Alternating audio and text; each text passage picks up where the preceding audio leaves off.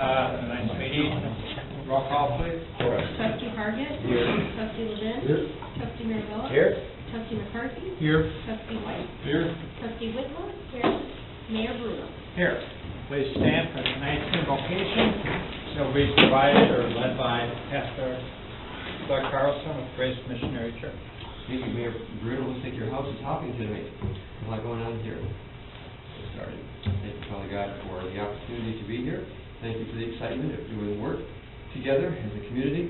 Thank you, Lord, for plans and accountability and all the things that make this an important time, an important place, an important council. I pray, Father God, for wisdom. I pray for strength. I pray for courage to make decisions that are best for our citizens. Thank you, Lord, for giving us a safe place to be and warm from the storm. We pray, Father, for safety, especially going into tomorrow, for our own community and anyone else across the country that's in the path, Father, of the winter snow storm. And I thank you, Father, for watching over us and for caring for us so much.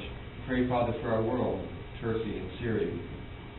Obscene death, Father, from the earthquakes and more on the way. So, Father, we ask for great grace to be upon your creation. You made us, you preserve us, you'll take us through, and we thank you that we know that.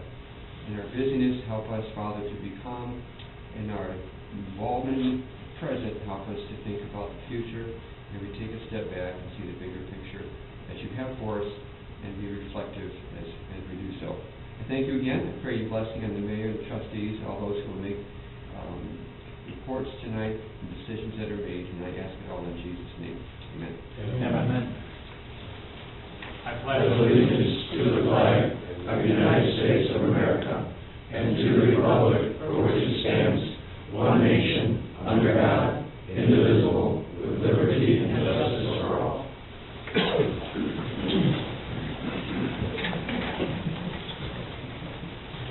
Need a motion to approve the January 17th, 2022 regular board meeting minutes. Second. Any discussion? Roll call, please.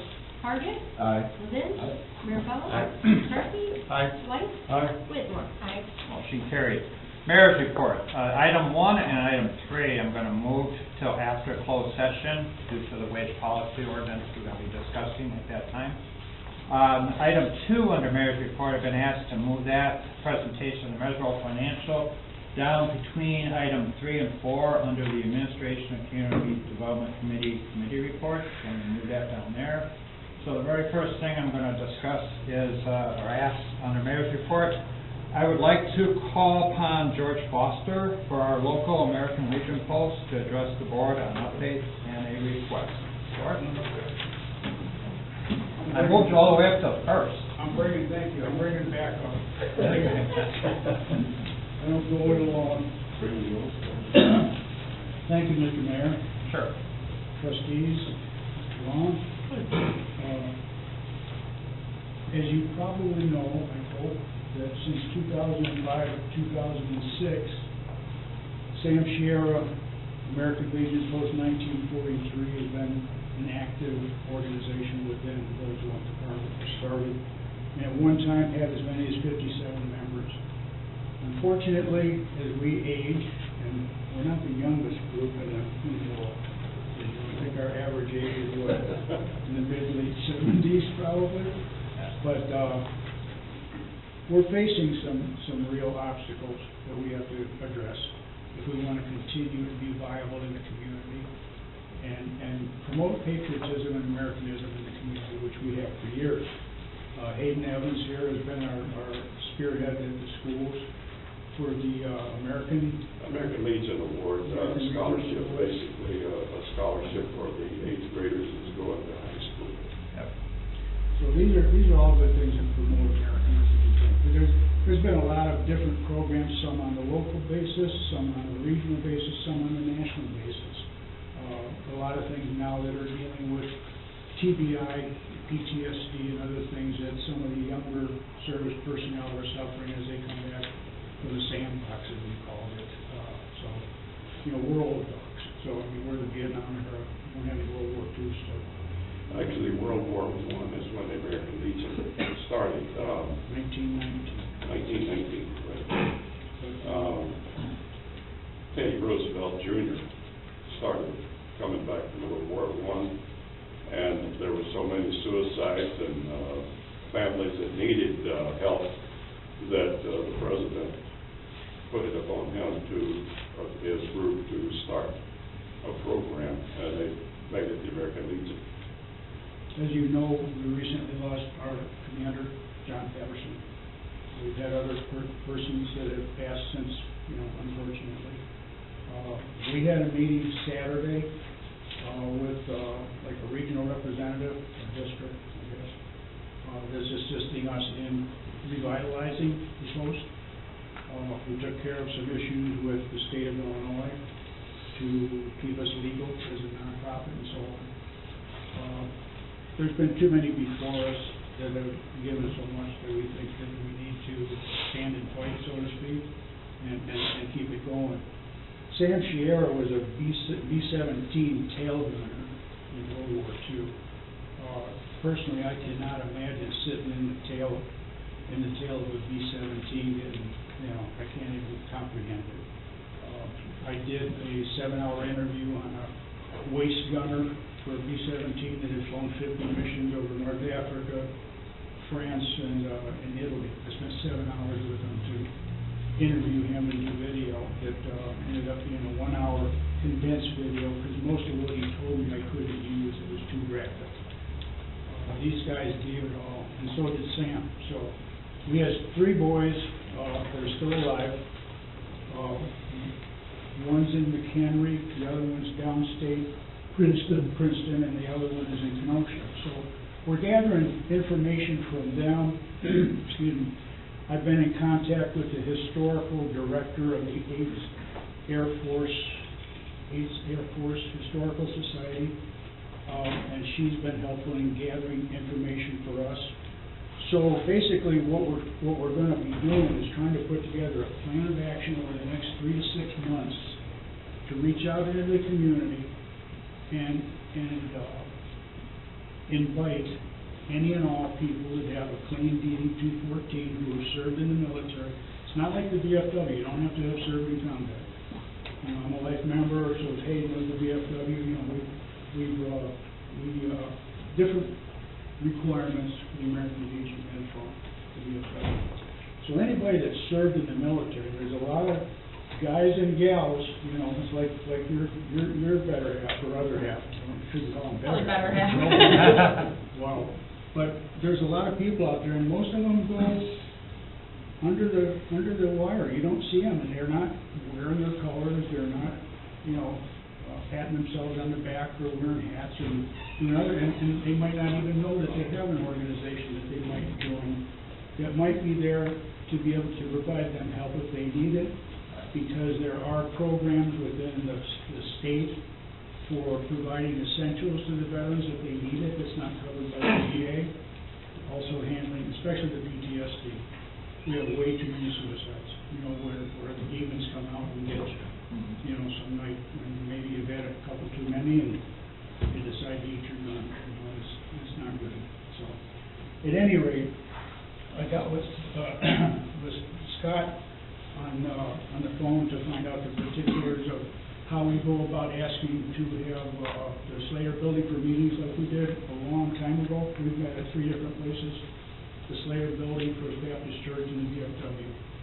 We prefer to do it at the Slater building if we can. And once we see how we do in gathering new personnel to join our ranks, then at that time we will be working towards setting up for having them elect their officers of the younger crowd, if you will. Most will be there to mentor them. We'll do everything we can possibly can to ensure their success. So we just wanted to share with you what we're up to, because we think that this is a critical element of what the Village of Winthrop Harbor has, and not very well advertised, but we're certainly going to kick it up now. We're going to get it on the TV, we're going to put it on social media, and share the living daylights out of it. So, and I hope people will talk it up, and if there's people out there that qualify, we can get them in. If they have relatives that serve, they can be in the Sons of the American Legion. They can be the auxiliary for the American Legion. So Mhm. there's a lot of ways that people can be involved if they choose to, and to promote patriotism and Americanism. So that's our goal. That's what we're setting out for. It's gonna be a challenge, but it's better to stand and fight than just to throw in the towel and say, okay, we're gonna let it die. Yeah. We're not ready to do that. So, just to let you know what we're up to, and we'll have your support. Talk to your husband. I will. Anybody else that, we'll talk to the police chief and a few of the coppers, and a few of the firefighters that I know qualify all over the place. So don't hide. So, but thank you. I think that's awesome. I think that's a great, And thing these to- these guys are members, life members of the Legion. We've got right now 22 members. But, this is kind of like honor flight. I think you all know I've been on a lot of honor flights because of videographer. I've Yeah. shot about 80 videos for them. And we've lost better than half of the honor flight veterans that I have videotaped over the years. So we've lost a couple hundred that have died in the last 5-6 years. And it's, we're going fast, so we want to get the youngsters involved so we can continue this on. I was tempted to recruit my great-grandson, one of his students. There you go, there you go. So we thank you for your time. Anybody, Reed, you got anything you want to say, or anybody? No. Bill? No? You sure? You did it all. You I talk think. a lot. You did it all. Yeah, I'm a motor mouth, I'm a motor mouth. Would you like, you said you'd like a picture? Yes, I would. If we could get a picture with you guys, we'll try to get you good size, Mr. Mayor. It's bad. That'd be nice. I know, and I need somebody to volunteer to take the picture. I'll take it, George. Margot? Okay.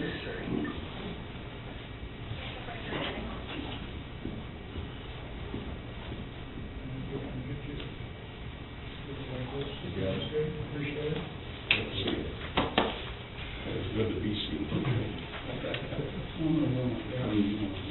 So I'll be up there.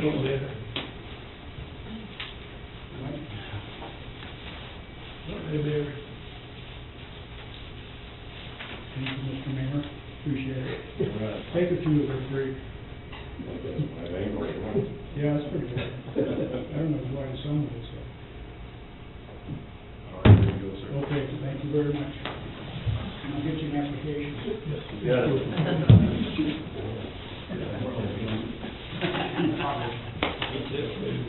Thank you, everyone. Our Gmail address, I'm sorry, is legion1943@gmail.com. And then I've also created a Twitter page, which is American Legion 1943 @twitter.com. Thank you, George. Thank you. Next item under Mayor's Report, sip and chat. I want to invite our residents and businesses to have a cup of coffee with me every fourth Thursday of the month at the Sweet Stop from 11 a.m. till noon through May. I look forward to engaging with everyone. Please call Deb at Village Hall to confirm your attendance. The next item, Fun Fair. Just a reminder, our Fun Fair will be this Saturday from 11 a.m. to 4 p.m. at the Slater Building. This is a great family-oriented event for our community. We hope to see you there. And we need volunteers.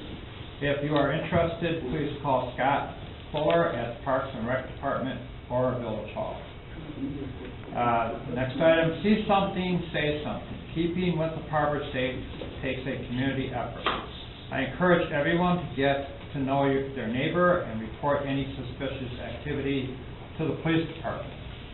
This will allow us to strengthen our community and ensure Winthrop Harbor remains safe and vibrant.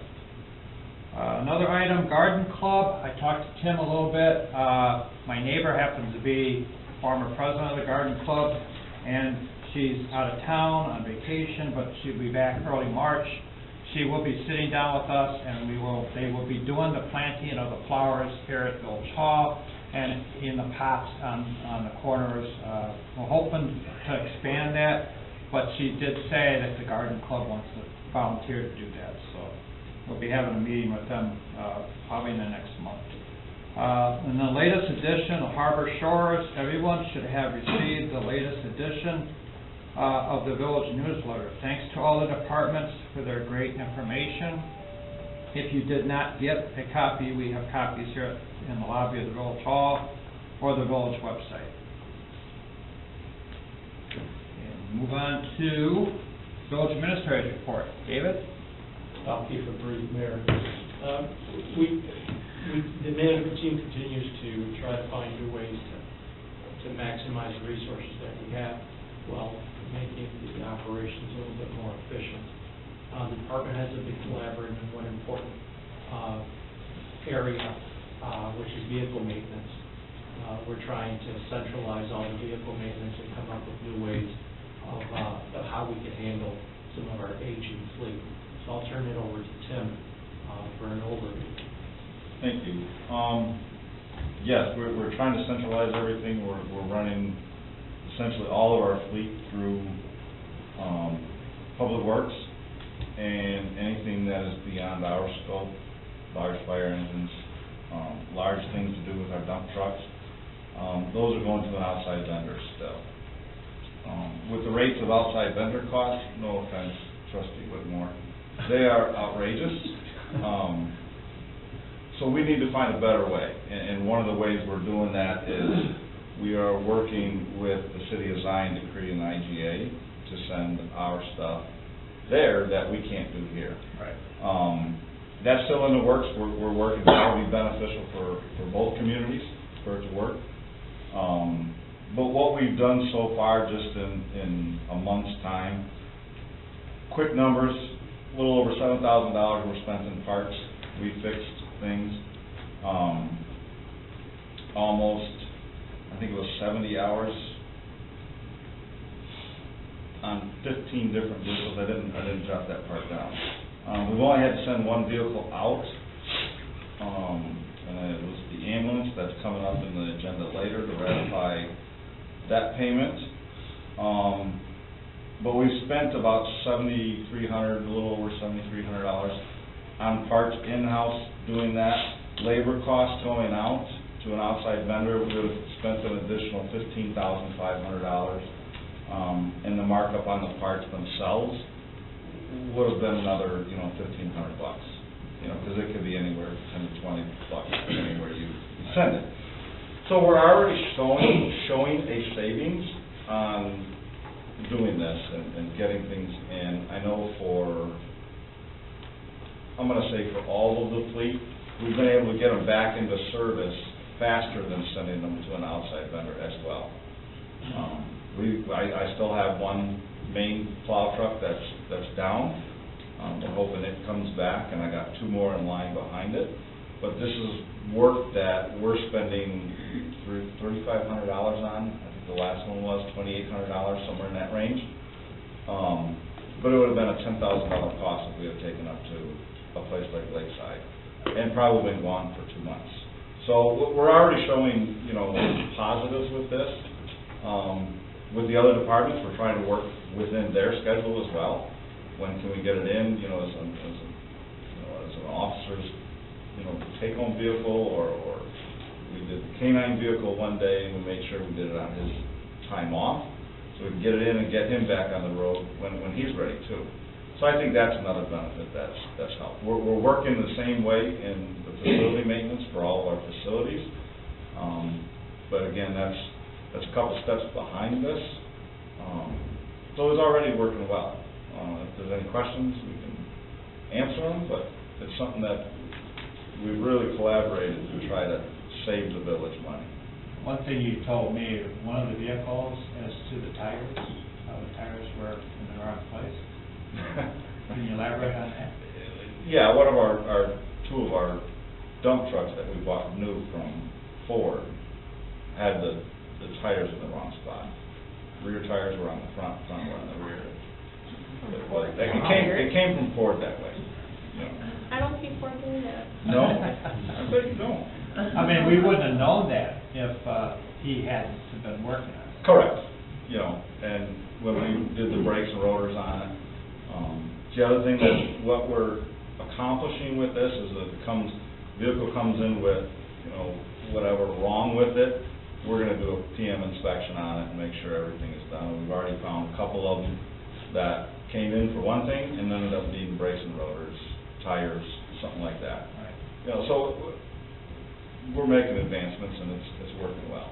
Awesome. Thank you. I'm pleased with it. We have the I am facility. too. Well, we have the facility, we just never had the personnel to do it. So Exactly. We got really lucky for the person leaving and the person we acquired was by chance. So it wasn't something we were looking for either.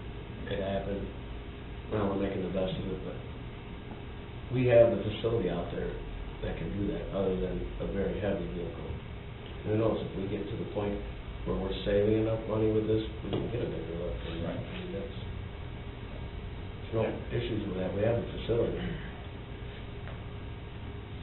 And this goes into the finances, the financial part of this.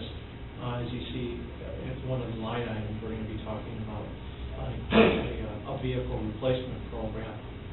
The amount of data that all department has pulled together, so we can really get full view of what our fleet, really, the condition of our fleet currently is and will be in the future.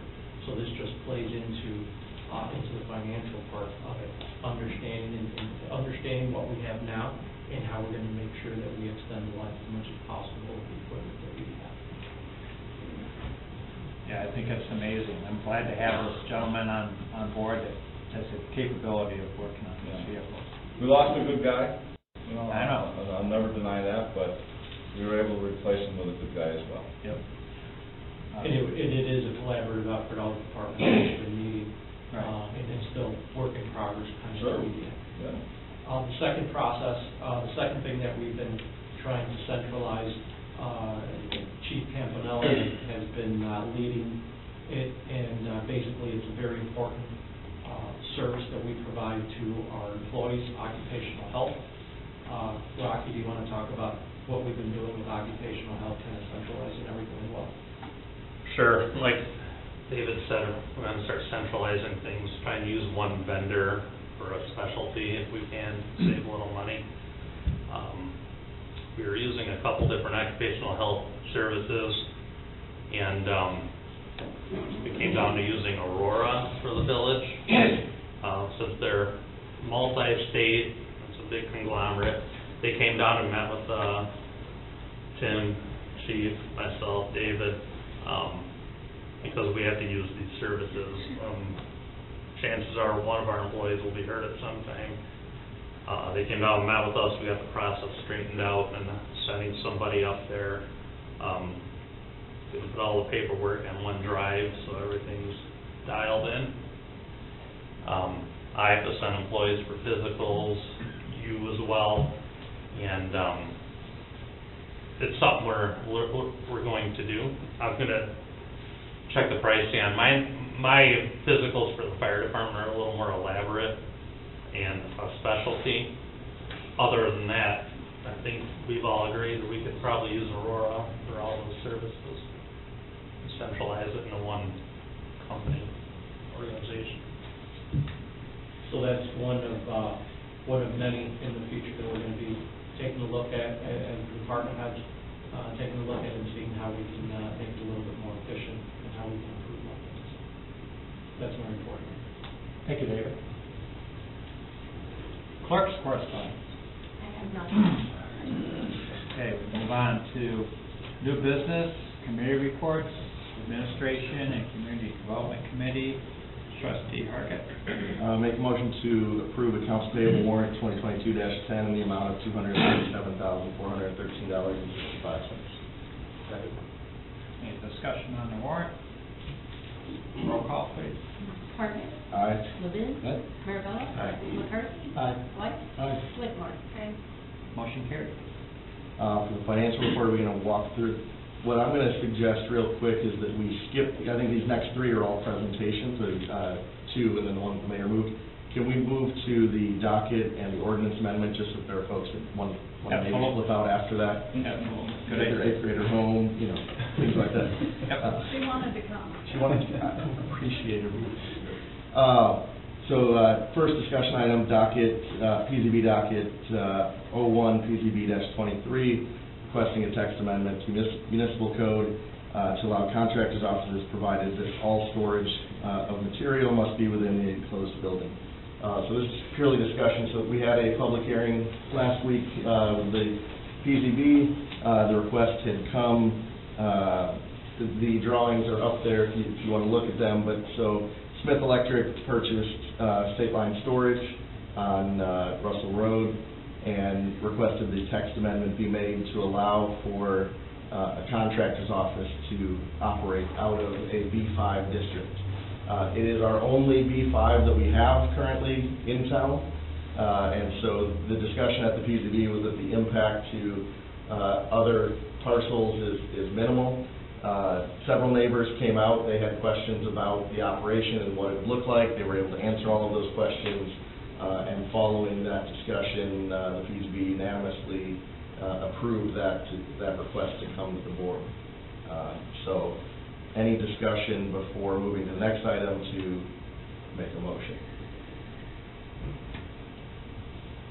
All right, then I will make a motion that we adopt the ordinance amending section 154.113 of the Winter Park Road Municipal Code allowing contractors' offices in B5 zoning district. Second. Waiving the first and second reading. All right, got a motion, second, any discussion on that? I just think it's a great idea. It's a resident of town, it's been a resident for a while now.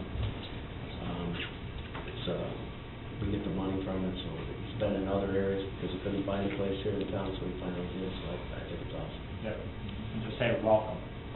Thanks. All right, roll call. Target. Aye. Levin. Aye. Mirabella. Aye. McCarthy. Aye. White. Aye. Whitmore. Aye. Motion carried.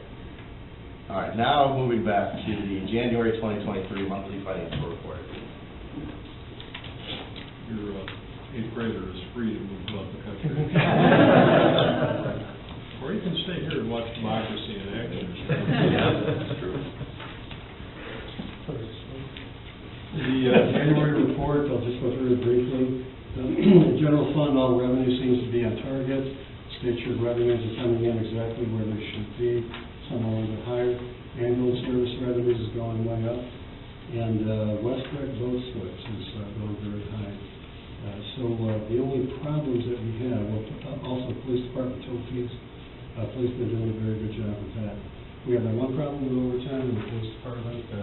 We got some officers off and had to pay their overtime. We'll make those adjustments in time. Water and sewer, everything is on target. And on the cash side, on page 1, you can see that the village made $575,000 worth of investments. That will be short-term. Short-term interest rates are very, very high right now, and it's something that we'll have to look at a little more extensively. If you move to page 4, you can see that this is the unreconciled cash in each one of the funds. Cash has been consolidated into those bank accounts, and you can see those investments that we made. Those investments are timed when there'll be a negative cash shortfall. We estimate that there will be over the past few years. And in every month, we should expand that a little bit more. Maybe have another investment of $100,000, but try and get the portfolio around $1 million. Rates are so high right now, treasuries are almost 5% in the short term. So we should be looking at that. The next item is on page 6. And all those highlighted items are, on the revenue side, are the ones that are coming in at targets and higher than where they should be. And then when we move to the expense side, you can see that there's some adjustments that we'll have to make. So what I do is I met with each one of the departments, I went over their adjustments, and I'll move those expenses into the proper line items. But in total, they shouldn't be any different than where they are right now. So we should be coming in on target. And then the last item is page 23. And again, you'll be seeing more detail on these two projects as they progress. So we're just here right now, and we'll include a little bit of detail on money that's going out the door and the percentage of construction completed. But the departments are, the reports are on schedule. January report should be in February. and moving along well. So revenue's coming in the way it should be, expenses are under that line. Any questions? Great, good job, Nick. Thank you. All right, and then we have the discussion on the vehicle replacement schedule. I wanted to make some opening comments, what we're trying to do is we'd like the department heads to go over their schedules, answer any questions that you may have, and then also Mesro is here to talk about the financials and how we can afford this. But what we're trying to do is to look at a more comprehensive program of replacing vehicles, getting them on schedule, and this is the time to talk about it. Talk about it now, and at budget time, we can make those final decisions. The budget will actually dictate what you can afford and what you can't afford.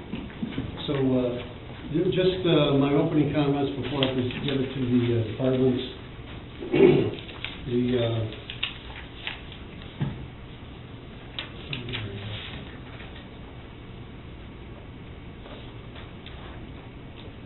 Now, what we're hoping to do by the end of the night is to at least look at establishing a policy on the useful lives of vehicles, when they should be replaced.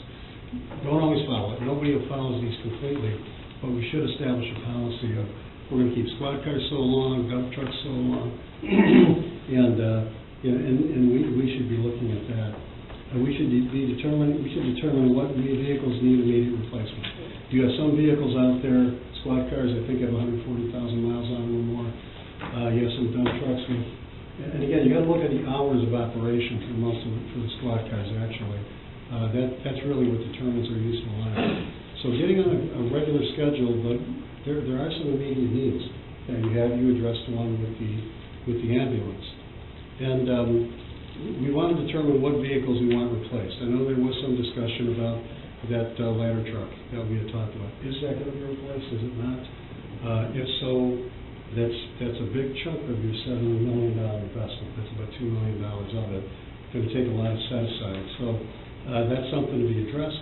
And then before the end of the night, what we'd like to do is to at least get your approval to look at funding, certainly the ambulance, that's already been a commitment, and then a dump truck in Public Works, probably 3 squad cars rather than 2 to get on a regular cycle. We need a minimum of 2, but 3 would be ideal to get on a replacement schedule, and then the hot box for the Public Works Department. Now, one thing I do when I do planning for cities, budget planning, I don't do strategic planning, I always tell them that when you're looking at any kind of planning for the long term, cities compete. And they compete all around you. And the other item I always mention is that cities are here forever. So it's not like a business that's going to be leveraged out. Some of the decisions that you make are going to have an impact on this organization for a long time. So if you establish a good replacement program on your operation, on your operating vehicles, that'll be here for a long time until you absolutely cannot afford it. But, so it's a complicated issue. You have a lot of issues to deal with, and we got to try and simplify that. Now, I'm not going to get into this too much in how cities compete, but what do you compete for? You compete for businesses. Don't think for a minute. I worked in the Village of Lombard during the payday when a bunch of businesses came in. One of the first things they do is they go to the city and look at their financials. They do not want to locate in a city that has any financial problems, that has any big issues. They like them that float under the radar. They don't want to say, my business located here, and they're always in the newspaper. So that's something you got to look at. You just have to consider. You compete for employees. You compete for grants. You know, your representatives are always going to be looking at, well, show me your financials. Your state reps, your federal reps. You know, if you can show them good financials, you're going to go to the top of the list on grant money that may come out. There's events, there's activities, but the problem you have a very unique community, and that's why you want to live here. It's much different than, like me in DuPage County, where I live, the communities are kind of homogeneous. There's very few of them that are really different than the others. Now, the other problem you have is that businesses will draw a 1, 3, and 5 mile radius around your community, and you have a lake on one side. That's going to eliminate some of the activity. You also are in a very exclusive county, a lot like, I'm familiar with DuPage, I did a lot of work there. But, so, you're always competing with the other cities there, so it wasn't any different for a business to say, I'm either going in Lombard, Douglasboro, Greco, or Terrace. They just want to be in that general area. Here, you're a little bit different, and you struggle with some other things. Now, one of the problems you have is being located in the state of Illinois and having Wisconsin within earshot of your city. That's a big problem. Now, for some of us that are a lot farther down, like in DuPage, it's not an issue. Southwest suburbs, we deal with Indiana. And one of the things I always point out, and again, this was from before election season, but so Todd may have some comments on this, but the dark green means the states that are AAA rated.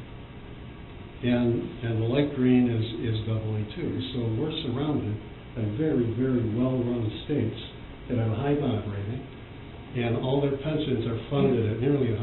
Wisconsin is one of the highest in the country. What's a red state mean? Pardon? What's a red state? It's not good. That's the only one on there. Now, they've gone up recently from junk bond status to triple B plus. Triple B plus. We'll talk a little bit about that. Pardon? We'll talk. Okay, I'll let the expert cover that.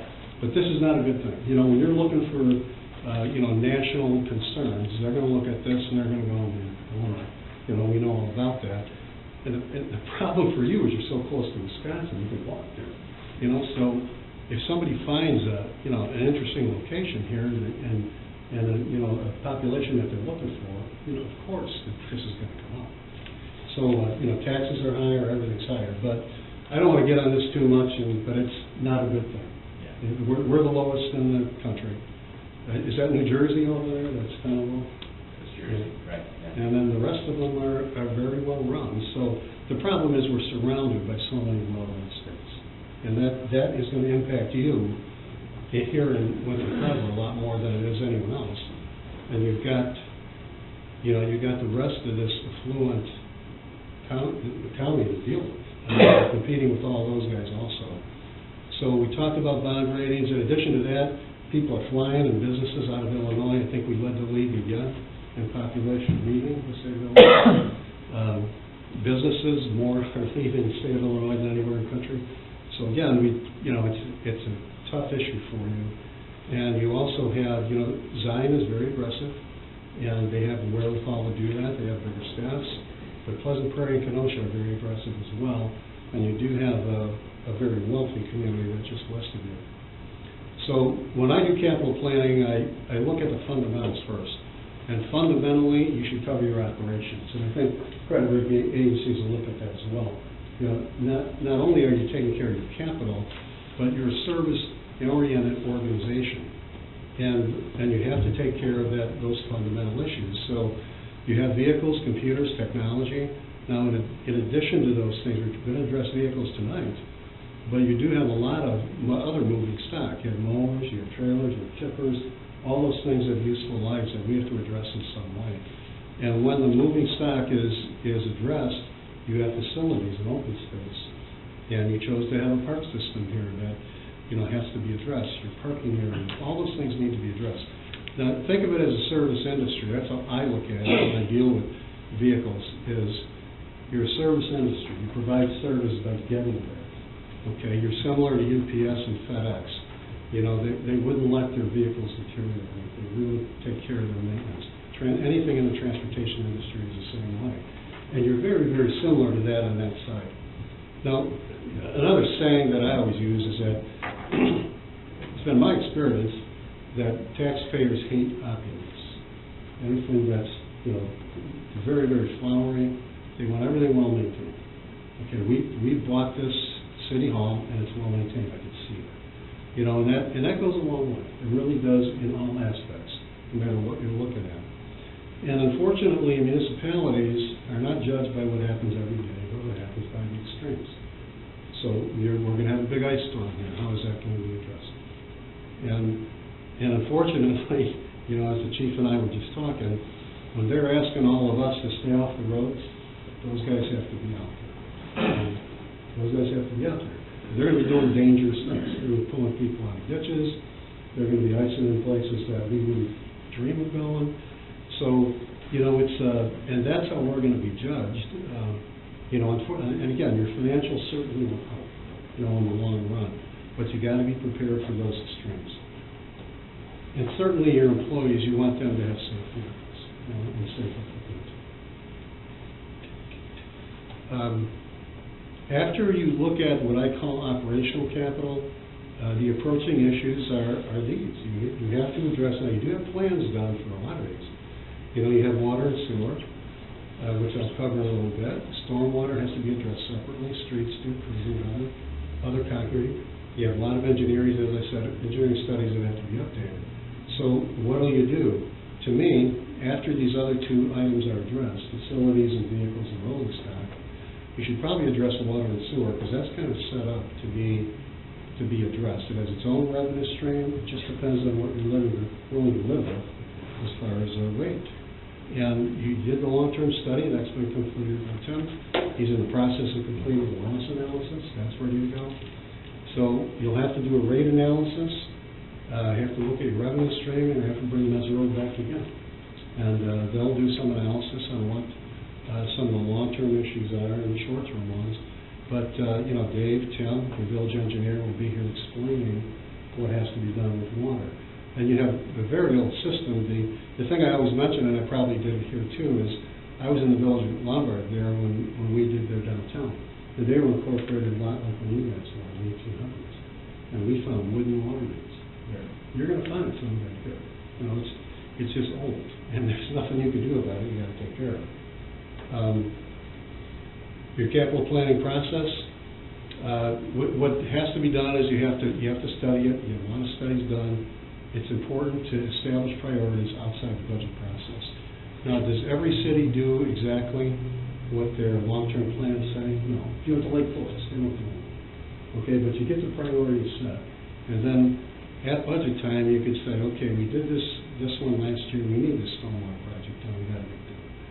Or we dealt with this facility last year. We got to deal with vehicles. And you kind of set those priorities in the budget process as you're determining where those funds should go. Now, the other important thing is to establish policies and priorities. So priorities we talked about, but the policies, how often should you replace a squad car, an ambulance, a dump truck? Those have to be established and set. And then those will come before you every year at budget time. Budget will determine what you'll actually do. Again, I just want to come back to the outcome. What I'm hoping is that we can at least start a discussion on useful lives of vehicles. We don't have to determine it tonight. We don't have to go through each one. You know, we can come back to you and say, okay, here's our ideas on this. Here's what we suggest. And I think you want to hear from the department heads more than me on their vehicles. We have to determine what the immediate needs are, and we have to determine what we'll not replace. And as I said, I hope at the end of the discussion tonight we could agree that we have to fund the ambulance, we have to fund some squad cars, 3 possibly, dump truck and the hot box, and I'll let those guys explain how that impacts the operation. So I think, police? Yes. I think the chief was next. And thanks to our expert. Thanks for your time. Thank you, Nick.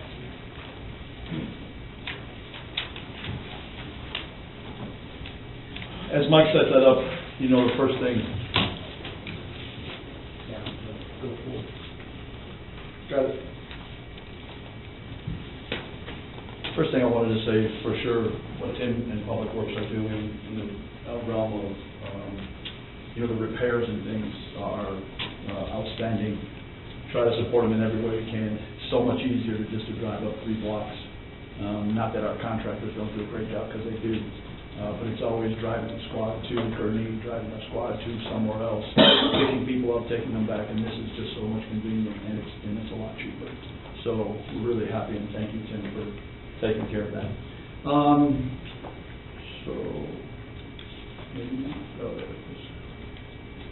So I just want to do a little history real quick, just to remember where we came from and where we're going. When we're looking at staffing and vehicles, sorry, different clicker. when you're looking at staffing, you know, remember back in the day, back in 2018, when we had to go do a really reconsolidation and reevaluation of where we're going and getting rid of many different agencies. We got rid of, and when I say got rid of, NEMA had to go away, the CSO program went away, the Marina program went away. It's coming back this year, fantastic. So we're going to add probably 7 or 8 part-time employees to manage that, so those numbers will go up.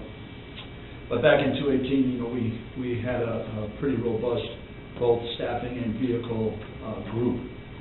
So now where we are sitting here in 2023 with 24 total employees and 10 vehicles, you know, really significant savings in operational and everything like that. But when we really look at our vehicle fleet that we have currently, and that's really what I wanted to focus on here today, is that, you know, you start looking back in 2015, we have 2 vehicles out of 2015.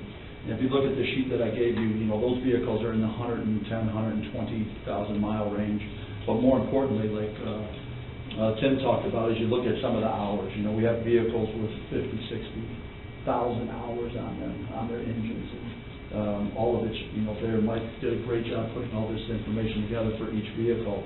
So we have 2 from 2015. We have a 2016 vehicle, same thing, 100 plus miles. 2017. We purchased 3 vehicles, and you'll see as we get, obviously, the vehicles get younger, the mileage starts to go down, the hours start to go down. The other thing you'll notice is that the specialty vehicles, they have less miles and less hours, obviously, because they're not run, you know, 24/7, 365 in some cases. So that works real well for us also. But our current fleet, you know, looks real beat up in some of the older models because of the hours and because of that, because of the hours and the mileage, and then they're on there and they're out there working 24/7, 365. We have 2 vehicles from 2018. As you'll see, the miles are starting to get better. We're up in the 80s and the 90,000 range instead of the 120 plus. We purchased 1 vehicle in 2019. Now that vehicle was the van, the CSO van that was paid outright in cash, or we had to pay the last note, right? Oh, it was paid. Yeah, that one was paid in cash, check. But that one, we didn't have any payment plan on it, and that vehicle's doing real well. It's used very limited. While I say that, it's going to be used much more now that it's going to be the Marina contract has come back, because the Marina contract is going to be used that vehicle every night. Not a lot of miles, because you don't drive around the Marina a lot of miles on it, but a lot of hours. It runs typically 6 to 8 hours, you know, a night. And it's going to be every night, you know, 7 days a week. And then during the day, the CSO, when we have CSO duties, uses it, records department uses it, Sanjay uses it sometimes, so everybody drives their van. Whenever something else is not available, we have things to go do. And then we have 1 vehicle from 2020, and that's our newest vehicle. So that's the different vehicles that we have as you can go through the process. The officers are doing a great job trying to make them last as long as they can. The maintenance folks, both our contractors and Tim's folks, are doing the best they can. We try to stay really far ahead of that and try to keep them maintained and keep them moving to the old EMA building, turning that to police operations, and now allow us to take some vehicles and put them inside. So that helps with the longevity and helps them stay in a little bit better shape, both aesthetically and mechanically. If you look at the current assignments, who has what vehicles and where are they and what do they do? So the oldest vehicle is 337 and it goes down to the youngest vehicle, which is 349, which is a 2021. So what we do is we try to take the vehicles, use them across the board as best we can, try to balance out some of the usage and keep them on the roads as much as possible. So 337, 338, 339, those 3 vehicles are all patrol vehicles. They're used on the patrol shifts, you know, 24/7, 365. There's breaks in there, which vehicle is used, which is not. If an officer goes to training and he has a vehicle, then we'll use a different one on patrol, things like that. But mostly those 3 vehicles are used for patrol duties on a very regular basis. Sergeant Triplett's vehicle, as you can see, 339, when I have emergency response there, because our staffing, you know, typically on a normal shift, we have 2 officers working. And for most of the days, for most of what we're doing, that's fine. But many times we'll have critical incidences that require many more, you know, officers than that. Zion is extremely busy to the south of us. We back them up 3 to 4 times, as many times as they come to our town. But when we ask them to come to our town, they're very responsive. Unfortunately, once in a while, they're busy and they can't respond. County is very, very short. What staffing are they short, do you remember?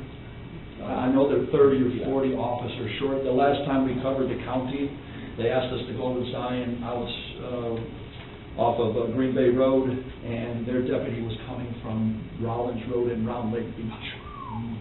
Yeah, that was their closest deputy. So things like that occur. But when we have critical incidences, what we want to do and what we've been doing, and we initiated this probably 4 years ago, is we have the closest officers around us that respond quickly. And they respond first, and they're the ones that get called in here first. So when we have critical incidents, mass arrest, when I say mass arrest for us, that's 2 or 3 people because we only have 2 officers working. So they need, number one, they need help in the jail facility, and then number 2, of course, we have to have somebody watching the road. When we have major accidents, major crime scenes, things like that, we have to call people in. And of course, our biggest thing that we respond to is the violent domestics, and most of those violent domestics eats up our 2 officers right away. Pleasant Prairie is very good with us, but that's a different system, that's a different radio system. We have to ask dispatchers have to call them, they have to tell their officers, and that's a Kenosha County dispatch system, and then they come here. We don't have direct communication with Pleasant Prairie like we do with Zion. Zion, 1 click on our radio, we can talk to them and they can talk to us. So it's very efficient, where the other way it takes a long time for them to get here. So in these major crime scenes, when we have the robberies, the burglaries, the violent domestics, bar fights, things like that, we have to call people in, and those people that get called in are the ones closest around. Sergeant Bogdala, of course, living in town with his K-9 vehicle, which is a single-use vehicle. That vehicle can't be used for anything else. If you'll notice, if you go back to his vehicle, you can see that his vehicle has some of the lowest mileage because it's only used by him. So it has some of the lowest mileage, and it lasts longer, of course, because of that he takes great care of it. But, a simple fan, what did our fan cost us? $300 and something bucks. Just to buy it? Correct. And then to install it? Well, You guys took care of it, yeah. So last time we took a fan, the fan's on the K-9 car, when it gets to certain degrees, it has to turn on, keep the dog cool, so the dog doesn't expire, right? You gotta take care of its environment. So, yeah, the fan's like $350, and it's $1,500 to install it before Tim could do it. So, those are kind of expenses, but that vehicle's pretty easy. I have a question on that. Are those modified vehicles, or do you purchase them as built to suit? Well, they modify it once it's purchased. Who did the K-9 vehicle? I'm sorry? Second time this evening. Havey? The second time? Yeah, the second. Yeah, the second time. It's been built how many times, Bill? They're purchased as Three times? Yeah, that vehicle's been built 3 times, but they're purchased as a police car, and then the back is modified to hold a K-9. Installed what other specialty equipment? Door Hopper releases the K-9 in an emergency. There's an environmental condition. Hot system which will alert me if it gets too hot or too cold in the car. Things like that. That was just my question, yes, if you can modify a different car, I'm just curious. Yeah, and so, that's a single-use vehicle, so it lasts longer, but it is, what, a 2016? Yeah, so that's a single-use vehicle. 341, again, is used for patrol and both by Officer Zeiss and Sergeant Cologne, and it's also used for the SRO detail, which is every Wednesday we send Adam goes to the 2 schools, about 4 hours each school, plus other events that he has to do with that. 342 is Cush's car. He's a detective. He lives right over the border. He's 5 minutes away, right on Sheridan Road. He gets called in probably the second most. He gets called in for anything. He's a detective, so if there's interviews to do, a lot of stolen cars, you have to go process them, all kinds of things, respond to the different, emergency responses. He stays very busy, and he has that vehicle. That's a take-home vehicle. That's his vehicle. Again, if you look at the numbers, his vehicle has some of the lowest mileage, some of the lowest hours, because again, that vehicle is used just by him. And it was used by Sergeant Willis before that as a detective vehicle, so that's from there. 343 is Mike Sheedy's vehicle. That's also a take-home vehicle. Mike Sheedy, of course, he has his dual role as the IT director. So he's, many times he can fix things from home, thank goodness. Other times he has to come in and fix them. He's also our emergency response to the major crash assistance team for Lake County. So he's on 24/7, 365 callback, and we have to deploy anywhere into Lake County to do the major crash assistance team. So that works out very well. And then the emergency police tech, what we found, especially in many of these armed robberies, armed citizens, and talking felonious armed citizens, a lot of this is on the internet. A lot of this is very technical in nature. We're solving crimes because of Facebook's postings and things like that. And he comes in right away and gets right on the computer while we're out in the field doing what we do, trying to, solve the crime, capture the bad guy, all those things. He's inside working it real hard, trying to make that work, and it's working out very well. 344 is my car. Obviously, that's a take-home car. 346 is the record CSO Marina Security. That's the van.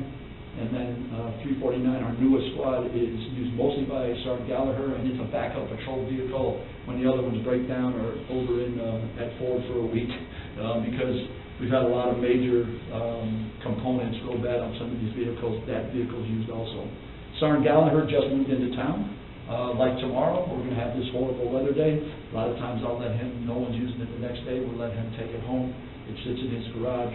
He's immediately being able to, just like Bill, they're immediately able to jump in their squads and come right to work and start going to crash scenes. They don't have to do anything else except go right to the scene. We like that process, sitting at the patrol operations or sitting in their garage. Same mileage, not really beating up the vehicles, and more importantly, they're, very quickly on the scene.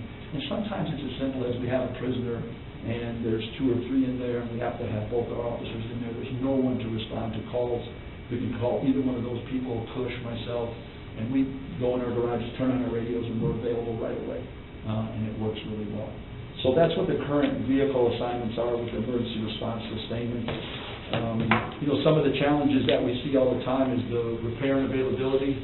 We budgeted $14,000 this year for repairs, and we're already past $25,000. Right, so we're closing in on double our budgeted amount. And that's just major vehicle repair parts. We just got a $3,500 bill from $3,760 from another one. So we've blown through that, unfortunately. Our suggested replacement schedule. When you look at these, we know this. When you look at a 5-year, 6-year, and 7-year studies on vehicles, we know at about year 3 to 4 they start to break down. They start to wear out. They start to need major components doing. By the time you get to year 5, which is what we're seeing, major. What's the largest, biggest thing we just had replaced? Motor mounts. Yeah, we haven't started that yet. Yeah. Mike, what was the motor mount? Because those are going out on police cars all over. Yeah, there were about 1,200 Yeah. Yeah. So those things start going, transmissions start going, things like that. So that's just a cycle that we see, and that's backed up just through everything that we do and everything that we are involved in. 3 to 5 years is when we start doing that. When we look at this replacement schedule, the nice thing that's going now, and Mike has set this up and worked out all the details, a new squad car totally outfitted, all the mounts, all the radios, all the graphics, all the stuff. You're looking at $65,000. I mean, 62 to 68 right now, and it's changing so fast. I think you guys remember when the ambulance gentleman was here talking about the ambulance. It's the same thing. It's the same product lines. It's the same supply lines. Things change so quickly. But that's what we're looking at right now. The deal that was put together and that we continues to go to is this 5-year tail-to-tail, bumper-to-bumper warranty. So when you get the 5-year bumper-to-bumper warranty, except for some of the major components like transmissions and engines and things like that, everything else is covered. No tires, of course, oil changes and brakes, but everything else is covered. So when some of these main components go out, and some of them covered by the warranty, that's great. When we're done with our squad cars, then we have a couple choices. We can pass them down to other village, if they're still worthy. We can pass them down to other village departments. Many villages do that. Number 2, we can then sell them or trade them in on the next level. And we typically get, what are they going, about 10,000? The 2 that we had last year, they offered us $14,000 apiece on trades. Yeah, so we're between $10,000 and $15,000 on trade-ins, so that helps tremendously also. So it works real well. What we'd like to see is 2 patrol vehicles and 1 unmarked vehicle per fiscal year as we move forward into the next 3 cycles, if that's obtainable and doable with our budget, restraints and constraints, and that'll get us through the 6 marked vehicles and the 3 unmarked vehicles Some of them will, of course, continue on the path of getting older and needing more repairs, but that'll get us back into the cycle of what we've had before. Most of the vehicles up to this point have been leased. Looking back 6-year trends, you typically average right around $50,000 a year on these leases. Your highest year was $100,000 on leases, and the lowest year, I think, was 12 or 10, one vehicle for 1 year. The K-9 and Steel sold marina vehicles, we're looking every 5 or 6 years to that. That may go longer, depending on what, how the vehicles are and what their condition are and how they last. With all the research you did, is there any way to buddy up with a different community? I mean, To do purchases? Yeah. I haven't To go in, I mean, it's doing a bunch of research, I think we would look into that. For the actual purchase? Yeah. Yeah, so we go through the state bids, the state of Illinois bids with all the manufacturers. So you can't team up with another community to get better? Same price. Statewide, Same price. Everybody pays the same price. Yeah, sorry. And we actually. And it's the same manufacturer then? You Chevy, can't pick a Chevy or... Well, no, there are some vehicles in other manufacturers, absolutely. There's Well, it's gotta be, I mean, you there's can't just... Chevy, Ford, and... They can't have a monopoly on a manufacturer, I wouldn't think, right? Correct. That would be illegal. Yeah, no, they do there's a state purchase price for all three manufacturers. All different brands? So what, who's The big three. I mean, don't they... Dodge, Chevy, and Ford. Don't they try to outfit each other to get a better... No. It's all the same number. Yeah. They know they got you because it's state bid. And everybody throughout the state But bids. Gillespie Ford, who we purchased the last couple of cars from, beats the state bid. They actually did better than us. On their own. And they had the 5-to-5 bumper to bumper, and that's what we're looking for, and that's why we like to work with them, because so far, they've been pretty decent about, working with us and trying to do the best they can with us. And the same thing goes for us. In 2015, we bought the two 550s dump trucks, the one-ton dump trucks. Coons Ford and Antioch actually beat the state bid, which is why we bought it right off of their lot. Yeah, so the state bid is the general... There's the general rule. You can go out and get your own, and somebody will give it to you. If you can find it cheaper, correct. And There's many we've pieces of always equipment shopped like at that. least three. We've always shopped at least 3 different dealerships when we go out, when we look for cars. And the same with other equipment, there's other equipment on the state bid, we always go out and shop and see if people can beat, and typically they will. Even doing that, though, you're still talking $62,000 to $68,000 is what you're looking at for a completely outfitted vehicle. Chief, Mike, those two vehicles you traded in, you got I think you said 14,000? We did not trade them, no. We didn't trade them in. We had the two we were ready to purchase, Okay, and they offered us 14 per car trade-in on those, okay. but we didn't do the deal. Okay. Yeah. I was gonna say, at 14,000, or 14,000? 14,000. 14,000 per car. But if the mileage goes up, then that price is gonna... Correct. Yeah, now we wouldn't get that. Yeah. So we're. Yeah, we have to sell our newest cars to Yeah, get we're that price. 14 months later now. But that's why I was Yeah. asking. More mileage. less- More mileage, more hours, less trade-in you're gonna get, absolutely. Any questions? Questions? Thank you so much. I won't be as long as chief, but I will look to spend more money. No, honestly, you have the vehicle replacement schedule in your packet. Pages 5 and 9 are the two that I would ask that you focus on right now. And the overall spreadsheet says that truck number 6, the 2007 International is scheduled, that's a typo. It's actually number 4, line 3, number 4. The 2000 GMC Top Kick, that's the one we're looking to replace. Obviously, it's 23 years old. We've spent over $25,000 on it in the last 5 years in repairs. It's only worth about $25,000. It was a frontline plow for many years, and then we put it as a reserve for a few years, and now it's back as one of our frontline plows. It's used all summer for cold patch, or asphalt, or hot mix. Because it's the oldest, the bed's been refurbished. We've tried to do the best we can to maintain it for the 23 years that we've run it. But it has run its life. Average cost over the last 9 years has been $12,000 to $15,000 per year. Some years were lower, some years were higher. Obviously, like I said, in the last, I think it was 5 years or 4 years, we're up to $25,000. The condition is poor, but it is usable. We just put another $4,000, $3,000, I'm sorry, into it this winter, and it was down for 2.5 weeks.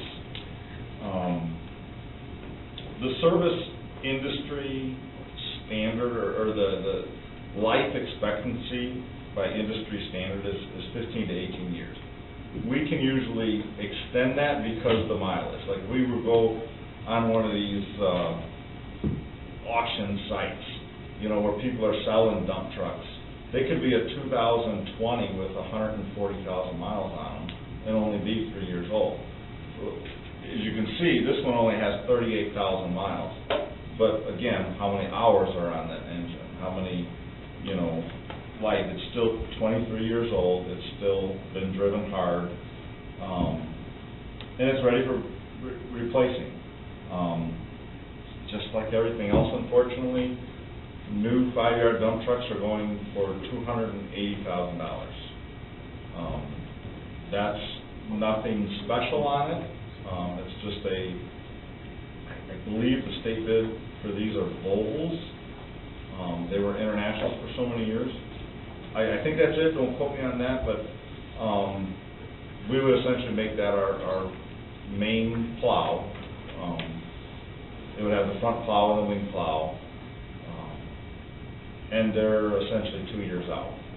So you can pay, you know, $10,000 for the chassis, and you're still talking 18 months for delivery date. So even if we plan today, this truck is still going to be in use next winter, you know, which is why I kind of pushed for this, which leads us into, this is not a replacement, it's a new purchase. A new 4-ton hot mix asphalt trailer. Basically, in a nutshell, we're paying $150 per ton for cold patch that we all know pops out, because we can drive around town today and find some nice large craters that the cold patch has popped out, or we can fill it with $50 a ton of hot mix asphalt 12 months out of the year, and it stays. It's a permanent fix, it's a permanent thing. This hot box, they call it for short, is literally that. It keeps the asphalt hot, it keeps it good, and it's a surface mix that you can put in a pothole and it'll last. Communities that use these are using them 12 months out of the year, as long as your weather's above 20 degrees, and we literally could have done it almost every day this year except for a week or so. The 4-ton is about $40,000. Communities around us all have this brand and this size. We are actually renting one of these probably next week when it dries up to go around and start doing this. They essentially rent out demos and hope that you'll buy theirs. So we're going to try it out. But we're going to get 2 weeks worth of use out of it, hopefully a month's worth of use out of it. Just out of our normal operating budget, nothing big. But we want to get out there, we've got to fill the holes that we have.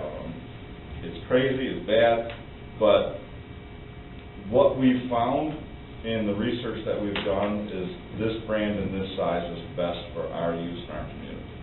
Is that, is it pothole filling, or is this like tearing out a section and doing a? Could be either one. Okay. We have In the winter time? roller, Yeah. but we already have the stuff we need to do it. Yeah. No, this, wanted this for so yeah, no, long. you've been talking about this one for We told them, no, several years, and It's it like- makes a lot of sense. It's like the mechanic thing.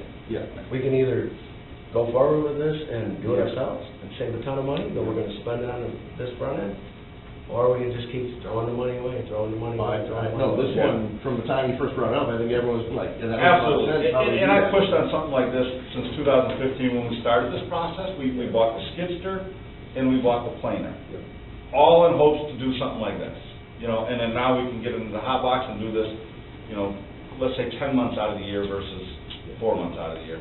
And we can grind if we have to, it's deep enough, and I'll give you one example, 9th and Kimberly, I only know because I drive over when I plow. It's terrible. It needs a 10 by, 28-foot patch there, and we could literally do it now. It's not ideal, but we could. Typically, we'll do half that size, or we can grind it out and knock it out, or if we're going to be plowing tomorrow, but it's dry today, we can go out and just fill potholes in them, and they'll actually stay.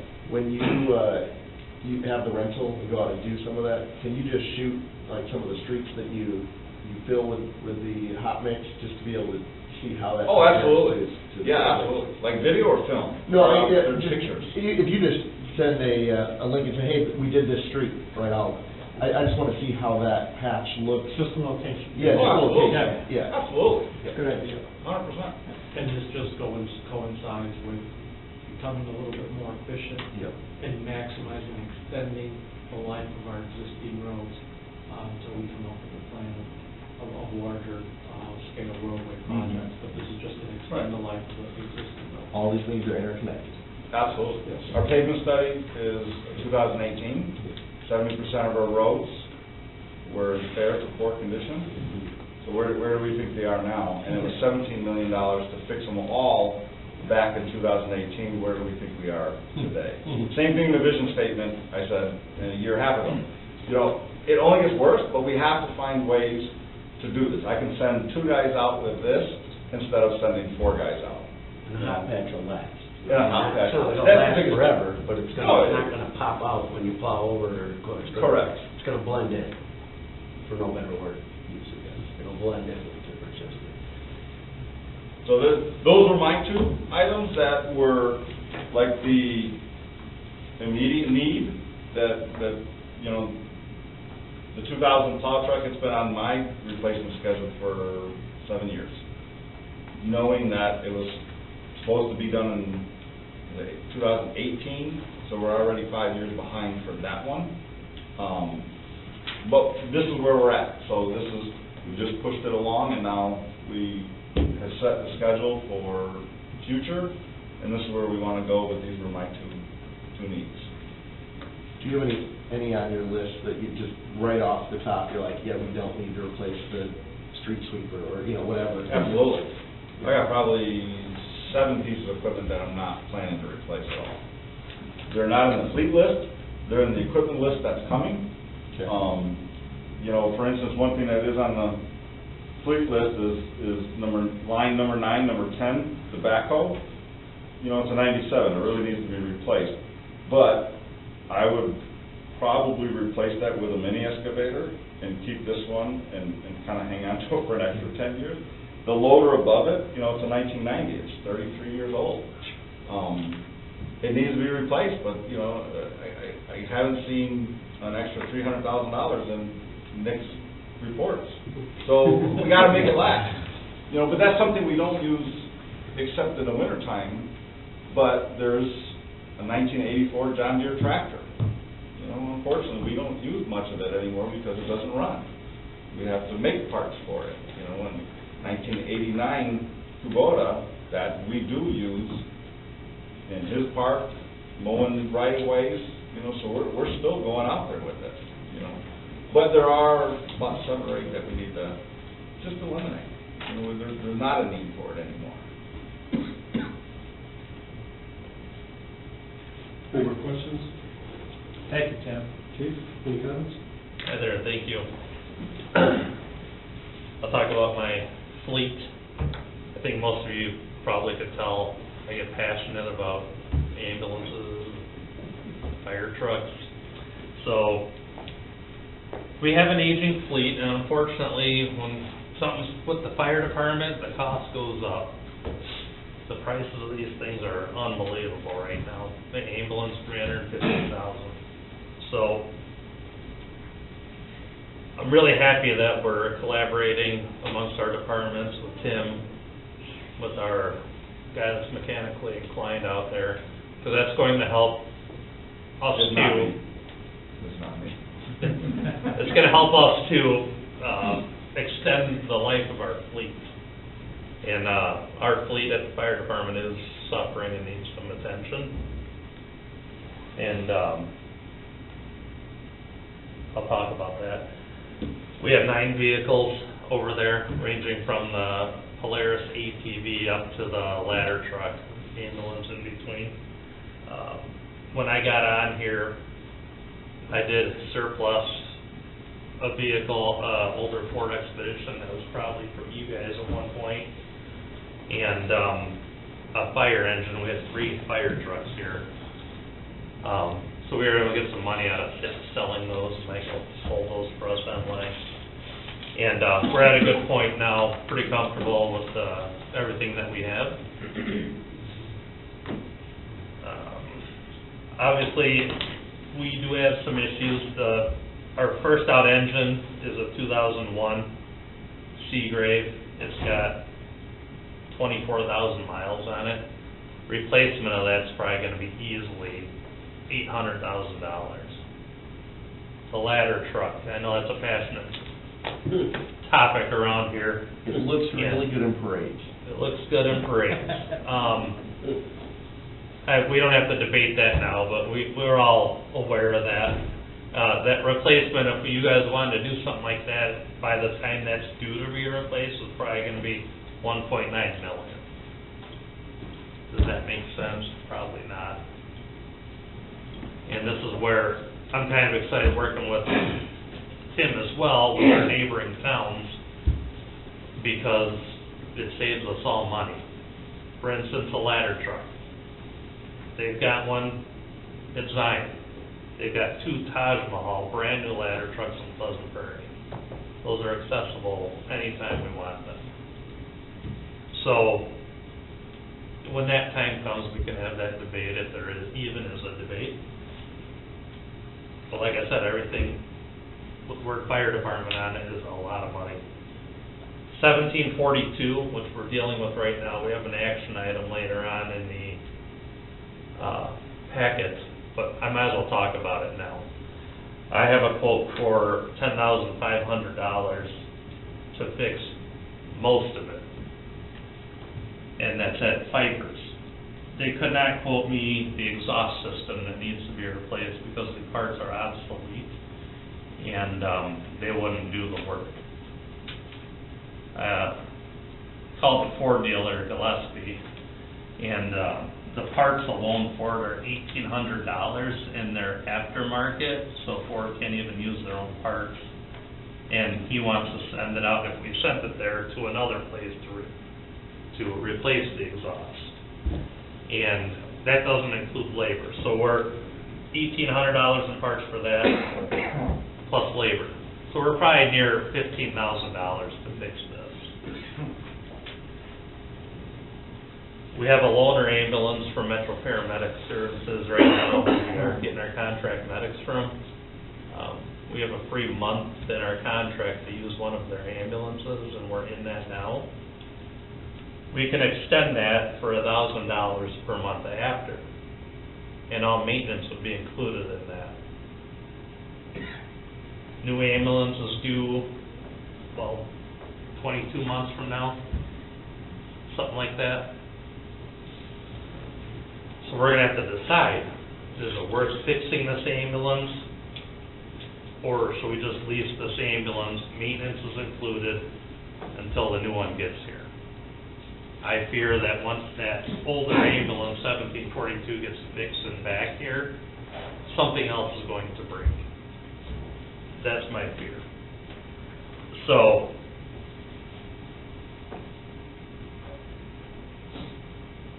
So it would be $7,000 cost, right? So I'm sorry? if we went above and beyond, it would be $7,000 cost, because we'd be spending the 15 or we spend the 22 and have no maintenance, which is a no-brainer kind of.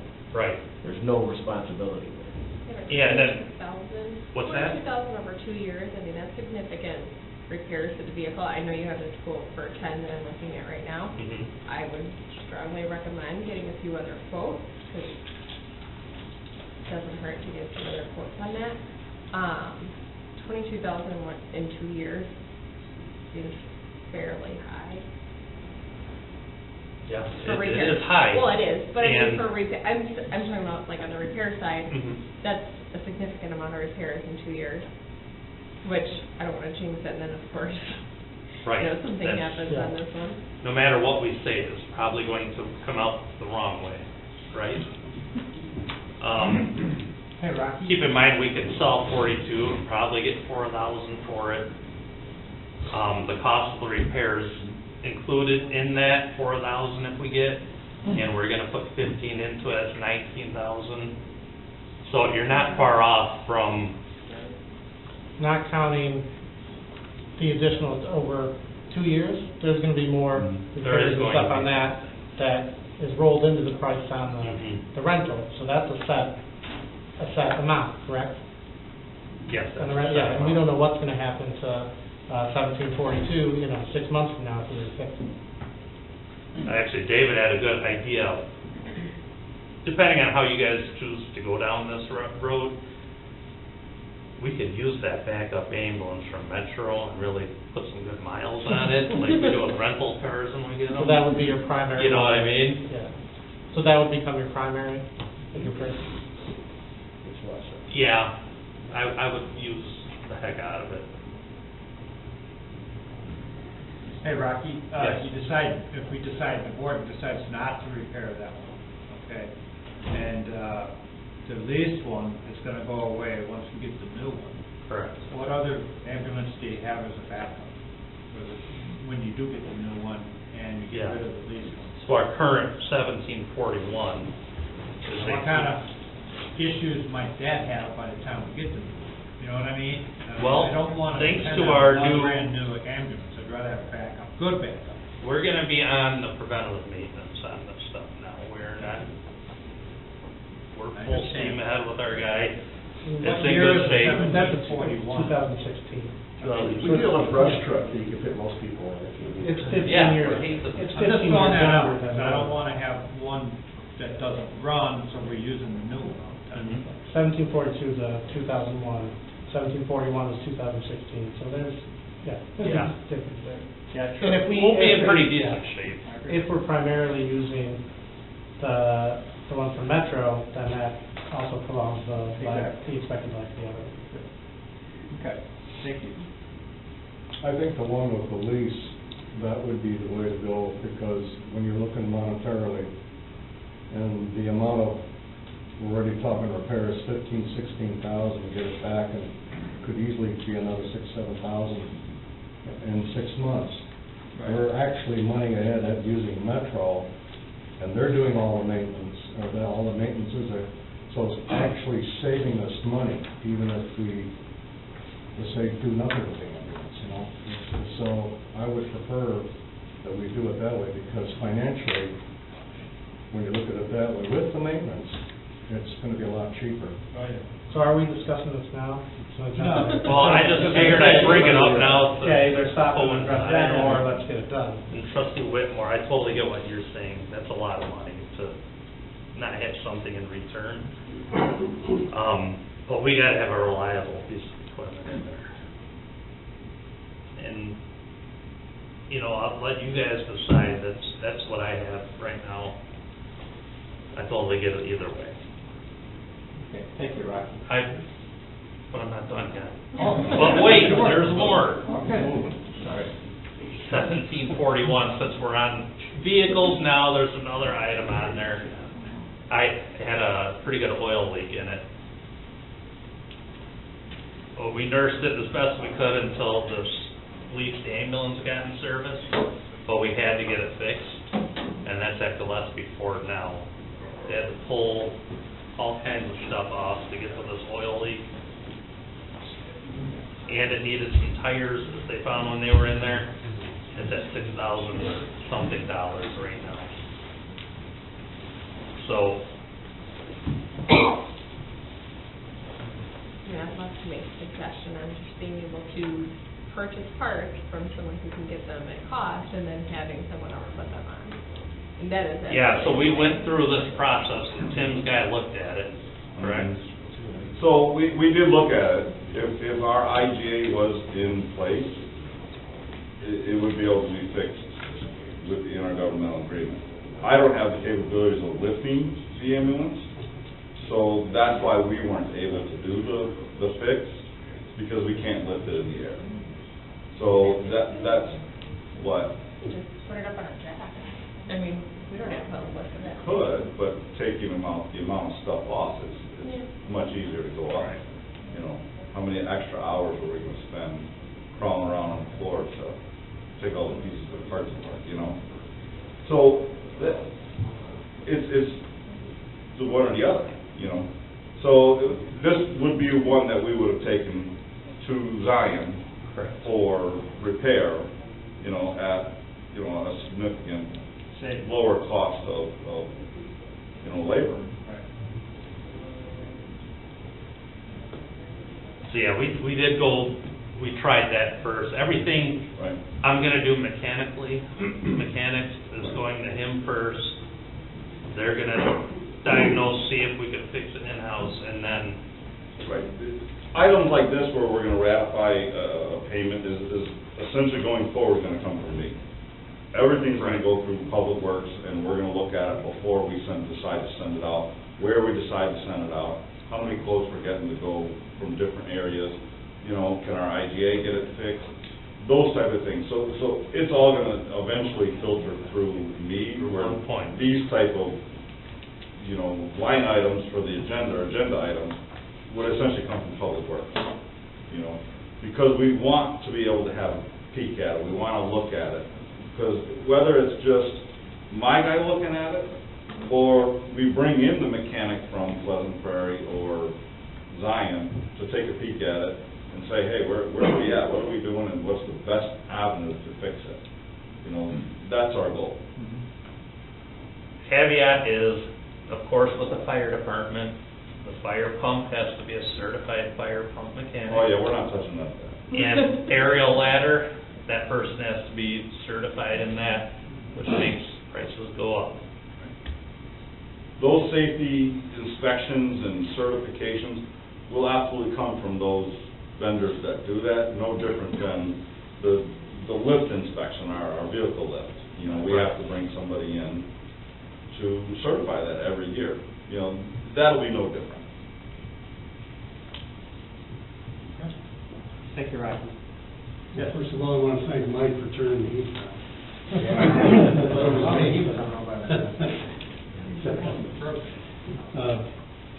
Todd has been, let's see, have you been the advisor for the zone? I know, Tony Kennedy has. But they work together closely, and what we're trying to do is come up with a way to fund a number of projects to address what you're heard tonight, and then to look into the future for the facilities and some of the other capital items that we have talked about, so I'll turn it over to Todd. Appreciate it, thanks very much. Okay. Okay, great. And I know I met some of you before, but again, my name's Todd Kriskowski. I work at Mesro.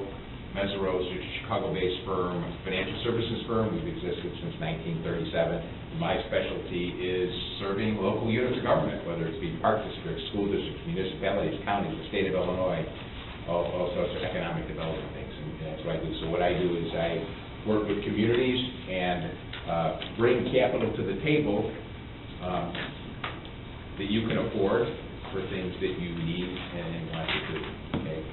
So that's, I work, there's about 15, 16 people in public finance. We serve the local communities at Mesro, and my team is comprised of three people you see there, myself and Dan Barlow and Ellen Castellanos.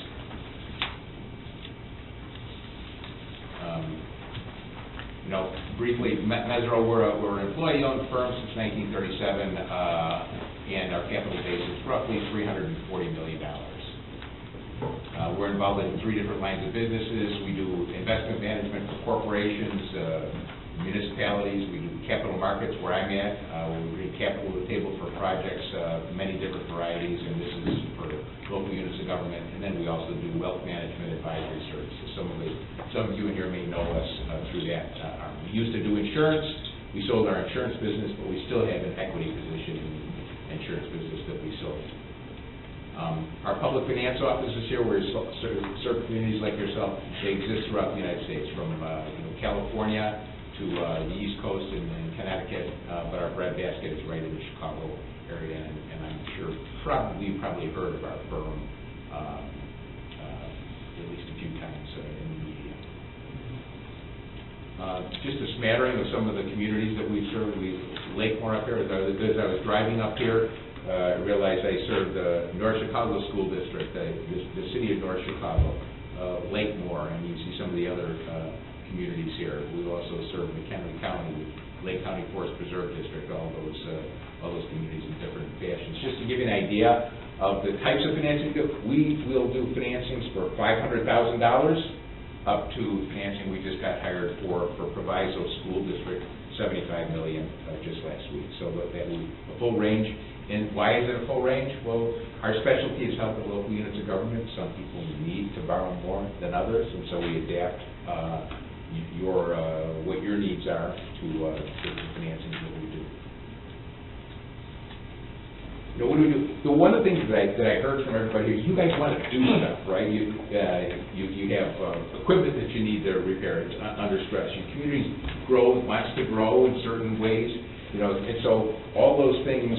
Typically, what happens when we get confronted with situations like that, people come to us and say, "Well, should we do it? Should we do it?" Well, sometimes I can help you. Should you do it? Okay, but really. You know your vehicle replacement, you know whether an economic development partner is good, and you start feeling really good about it, and you say, yeah, we should do it, or we have too many repairs and we have to win a vehicle, so we really should replace it. That really has to come from you, okay? But then when you turn it over to us and working with Nick and David and any other advisors, the next question should be, can we afford it, right? Really, isn't that what we're trying to do? And the more you can bring your thoughts together and say, can we afford it on a collective basis, right? Purchasing power, right? The better off you are. So that really is what this wheel represents. So understand your past and future financing needs and goals, and then just kind of go through, get it done, and amend strategies as you grow and change as a community. I'm going to get down right to the nitty-gritty. To keep the pace up of this here, but we talked, I know you have some vehicles that need replacement here, but what is this graph here? Okay, I can make this very, very simple. And we try to create visuals, graphs for communities, school districts that we work for to give you an idea of what you can afford. So right now, whether or not you all realize, and certainly it's in your financial statements, the blue bars on this graph represent debt that you have in place, basically in the form of leases. And you can see last year you paid just over $400,000 in lease payments. So that's coming out of your budget, right? And then you see how the bars go down after that, and they really go away in about 5-6 years, okay? Well, the green bars above that and then the green bars as you go up, that represents additional financing capacity, right? That if you wanted to put debt into that space, just like you might do for your personal budget, you could advance that capital and get a purchase done now that you need. If you don't need it, don't do it. Just use the green stuff each year as it comes as pay-as-you-go capital in your budget, and everything's fine. You don't have to borrow. But basically, what I'm hearing here, is you probably need to advance a little bit of this green bar area here. The answer is, can you afford it? Well, I can tell you this. You afforded $405,000 in lease payments last year, so though it's likely that you'll be able to afford that in the future. So that's how we answer the affordability question. Yeah, you probably can advance, the green bars into borrowing today to do something that you need to do. Why is the red line above there? So basically it's $100,000 higher than the $400,000. If you had other revenue sources that you could dedicate to repayment of debt, okay, that obviously is going to give you a little bit more upfront borrowing power. In this particular case here, if you extended the $405,000 out to 10 years, okay, you could get $2.2 million upfront in today's marketplace, right?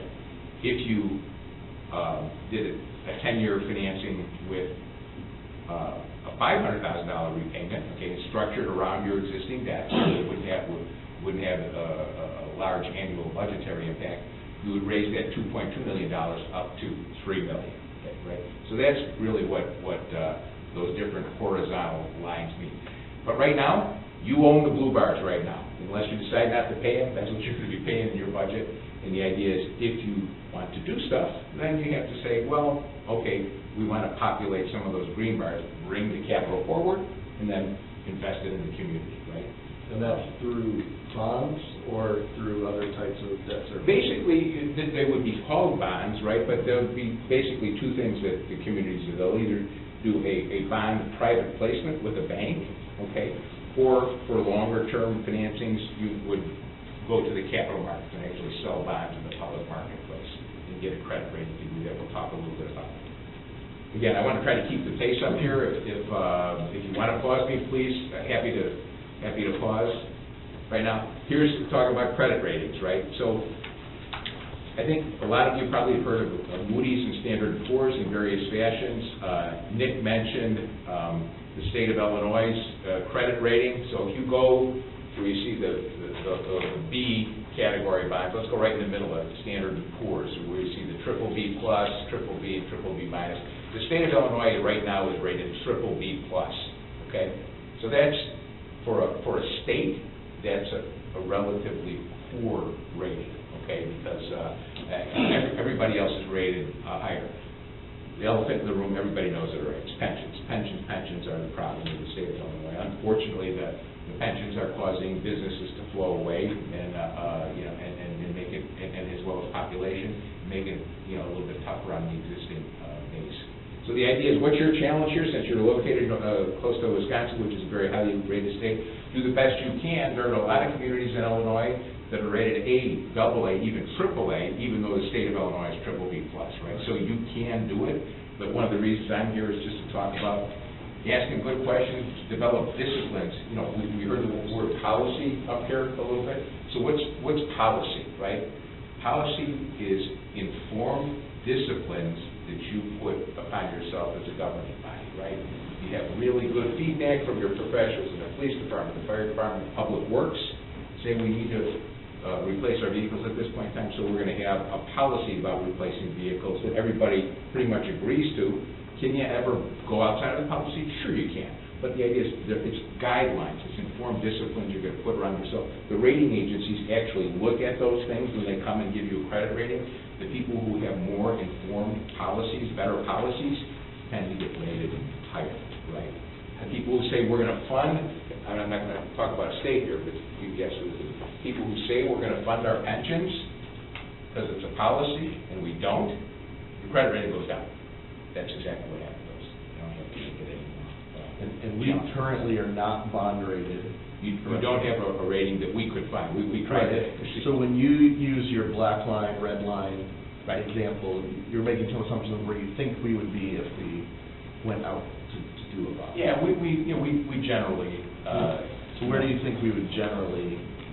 Yeah, right now, as you're remedying your financials, I would think that you're probably in the high triple B to mid A range, right? So if I would guess your rating, let's just use Standard & Poor's. There's nothing against Fitch or Moody's. I'm just going to stay in the middle there. So where you see that white horizontal line, you go one down where you see A plus, okay? The A level there, A minus or triple B plus, that's where I think you'd be rated in that range. We did, you see in here, we did a financing for the Winthrop Harbor Schools. Winthrop Harbor Schools is rated A1, okay?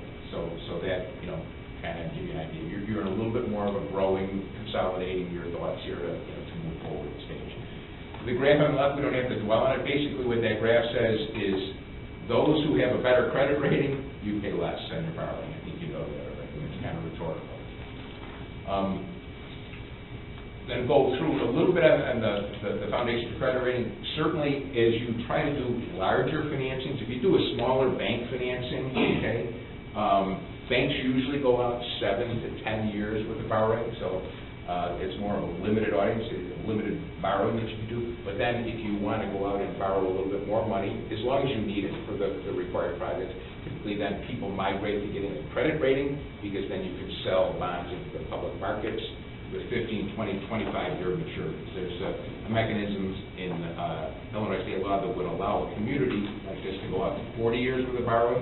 Most communities don't do that. They usually top out at 20, 25 years. So just suffice it to say, bank financing is typically shorter, 5, maybe 10 years.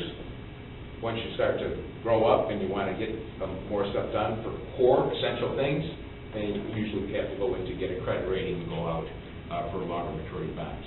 These are the foundations of your credit rating, some of which we've heard about here tonight. So the bond financing plan, they're going to want to know what you do. How's this debt going to go on top of the existing debt? We saw that in the graph. Economic demographics of the village, budget and finances, and then administration and financial management practices and controls. The only thing I would say about these four items, is three of them are within your control. It's what you're kind of hired to do. It's the mandate that you have for the community. Putting a sound financing plan together, budget and finances that you make decisions on, the administration and how you interact between the governing body and administration. Those are things that really you can control. Economics and demographics of the village, they kind of are what they are. That's the hand that you're dealt and you have to manage to that, right? But suffice it to say, there's a part of the credit rating that you really do have some control over. How do you have control over it here? We're not going to go through all of these here. I think that if you went through and you saw these and you applied them to your own personal budgets at home or the way you try to do things, let's just take number 9, effective management information systems, right? You're trying to deal with that right now with the individual vehicle reports, those types of things, so you know what condition they're in, how long they've been used, okay? If you have good data, you can make good decisions. I know David and Nick are trying to do that. I can't emphasize enough how much the foundation, you should expect that from them, and when they give it to you, they should expect you to make good decisions with good data. So we're at number It's gotta be 7 good right data. now, if what you're saying, that's what we do now, which I love, because that's how things should be.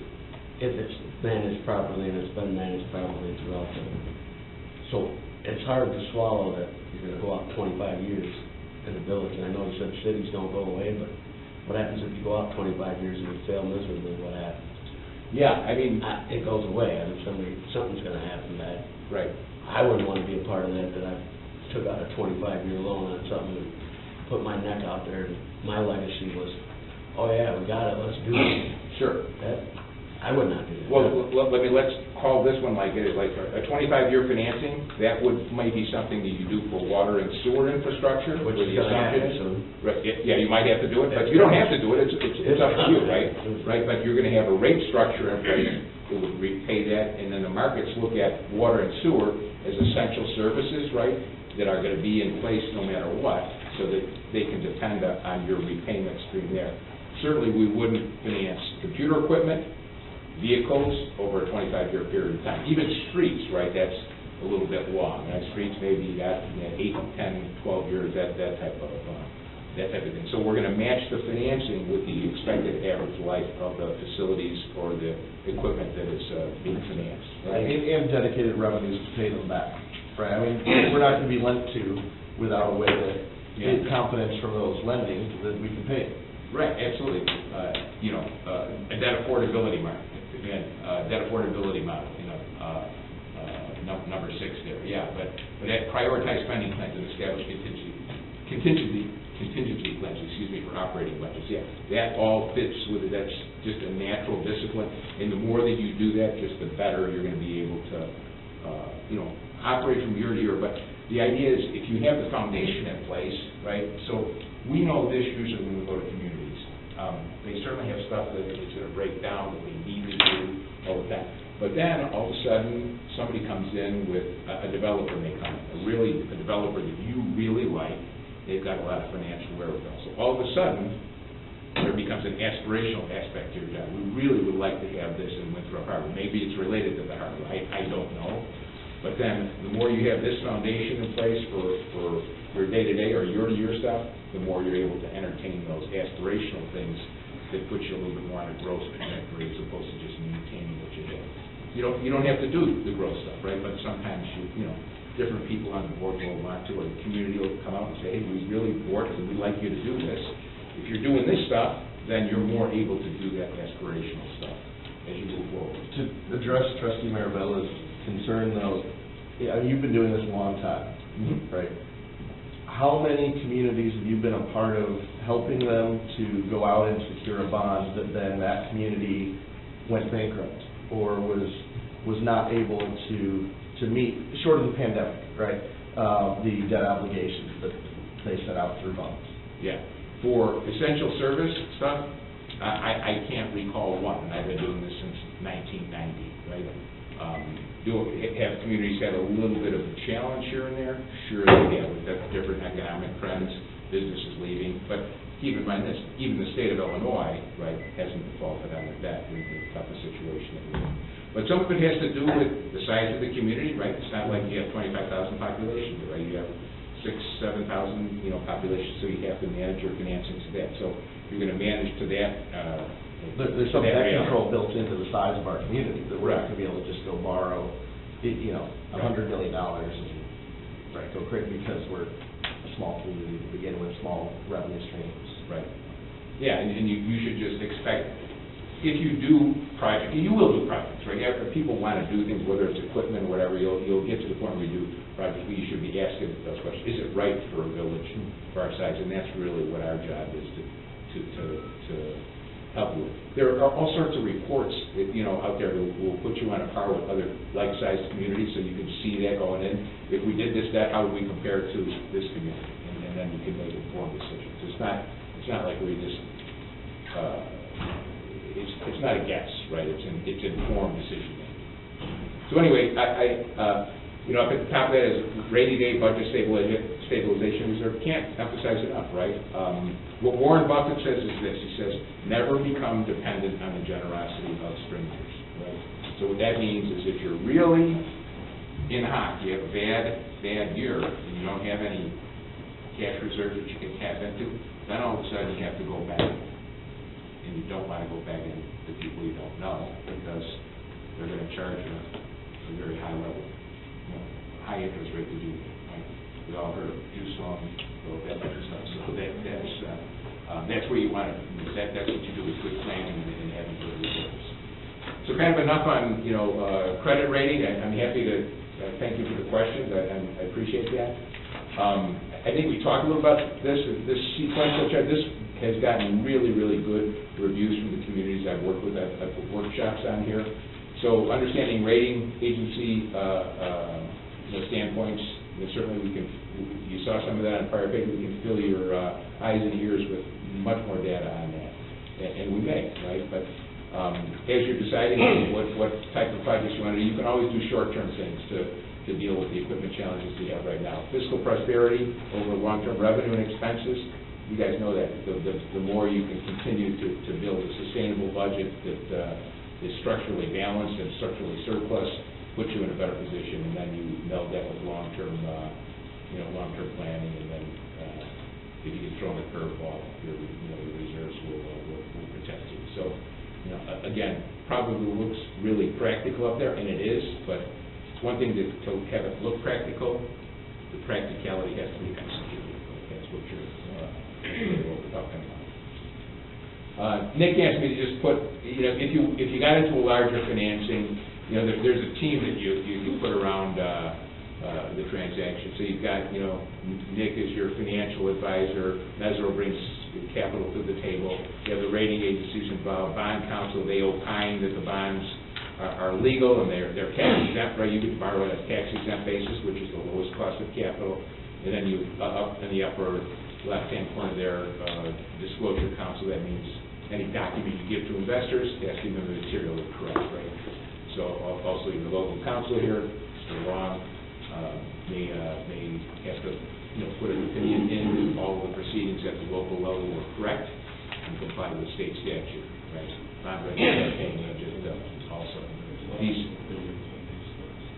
These roles are explained in a little bit more detail here, but again, I don't think I need to read through those. Let me just give you a little bit, a very quick market update before I turn it back over here.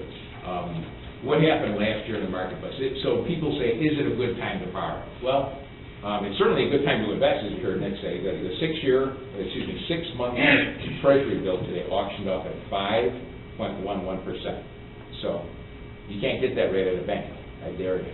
Okay, so and that's basically for you at the table here. That's state tax exempt, right? So you have to pay federal taxes for those state taxes on U.S. Treasuries. So an extra tax benefit there. But you see the lines up at the top. What happened? The shaded area up at the top of the chart, that's the Fed funds rate. The Fed funds rate now is 4.5 to 4.75%, right? So short-term rates are way up. In the different colored lines there, you see went all the way up in 2022, basically through November, and then they started to come back down in December. So longer-term rates are coming down a little bit right now, but the short-term rates on the investment side are very good. So if you guys do anything, make sure that you're focusing the best you can on your investments right now. I heard the portfolio here. To think of, if you have $1 million to invest, that's $50,000. You can get 5% a year, right? You can find, I know you can find a good place to put that $50,000. It's real, and villages obviously don't pay taxes on that, right? Because you're investing right back in the community. People ask us here, okay, well, how do yields compare historically, Rand? So the black line in the middle of the page, that's where tax-exempt bond yields are right now. Your bonds would trade a little bit higher than that black line because there's a credit spread on top of this AAA index here. So from a historical perspective, you go back 30 years, they're well lower than they are right now. But if you look at to where they were a couple of 3 years ago, obviously they're a little bit higher. So it's hard for me to say that the borrowing levels are egregious right now. They're really not. But the idea is you have to make sure that you're borrowing for the right things. What are the right things? Essential things. Water, sewer, yeah. Vehicles for public safety, absolutely. Those are essential things. What are more non-essential things that people do? Well, how about a minor league baseball stadium? That's just copyrighted. It's probably not real essential, right? But people entertain those, and you may want to do something like that, right? Once you get all of your building blocks in place for a creditor, who knows what opportunity comes out of the line, right? So overall, interest rate's decent, right? And we talked a little bit about the treasury yield curves here.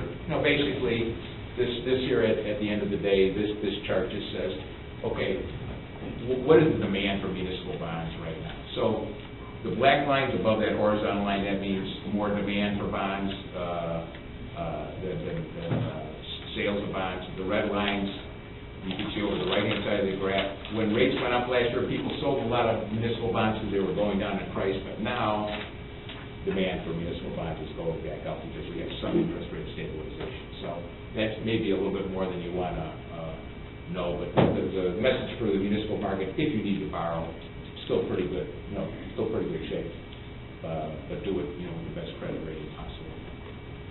So that's, Nick, did I cover what you? Yeah, I apologize for this taking so long, but again, this is information you have to have. This is a big investment. It's $7 million. You have to hear from guys. I got some lease rates that are about 5.5. Todd, can you just touch on one other thing? Like, sure. For example, when there's a potential to borrow for like water and sewer and enterprise fund. Right. Can you just give a quick explanation of how that works, and how that bond is paid for?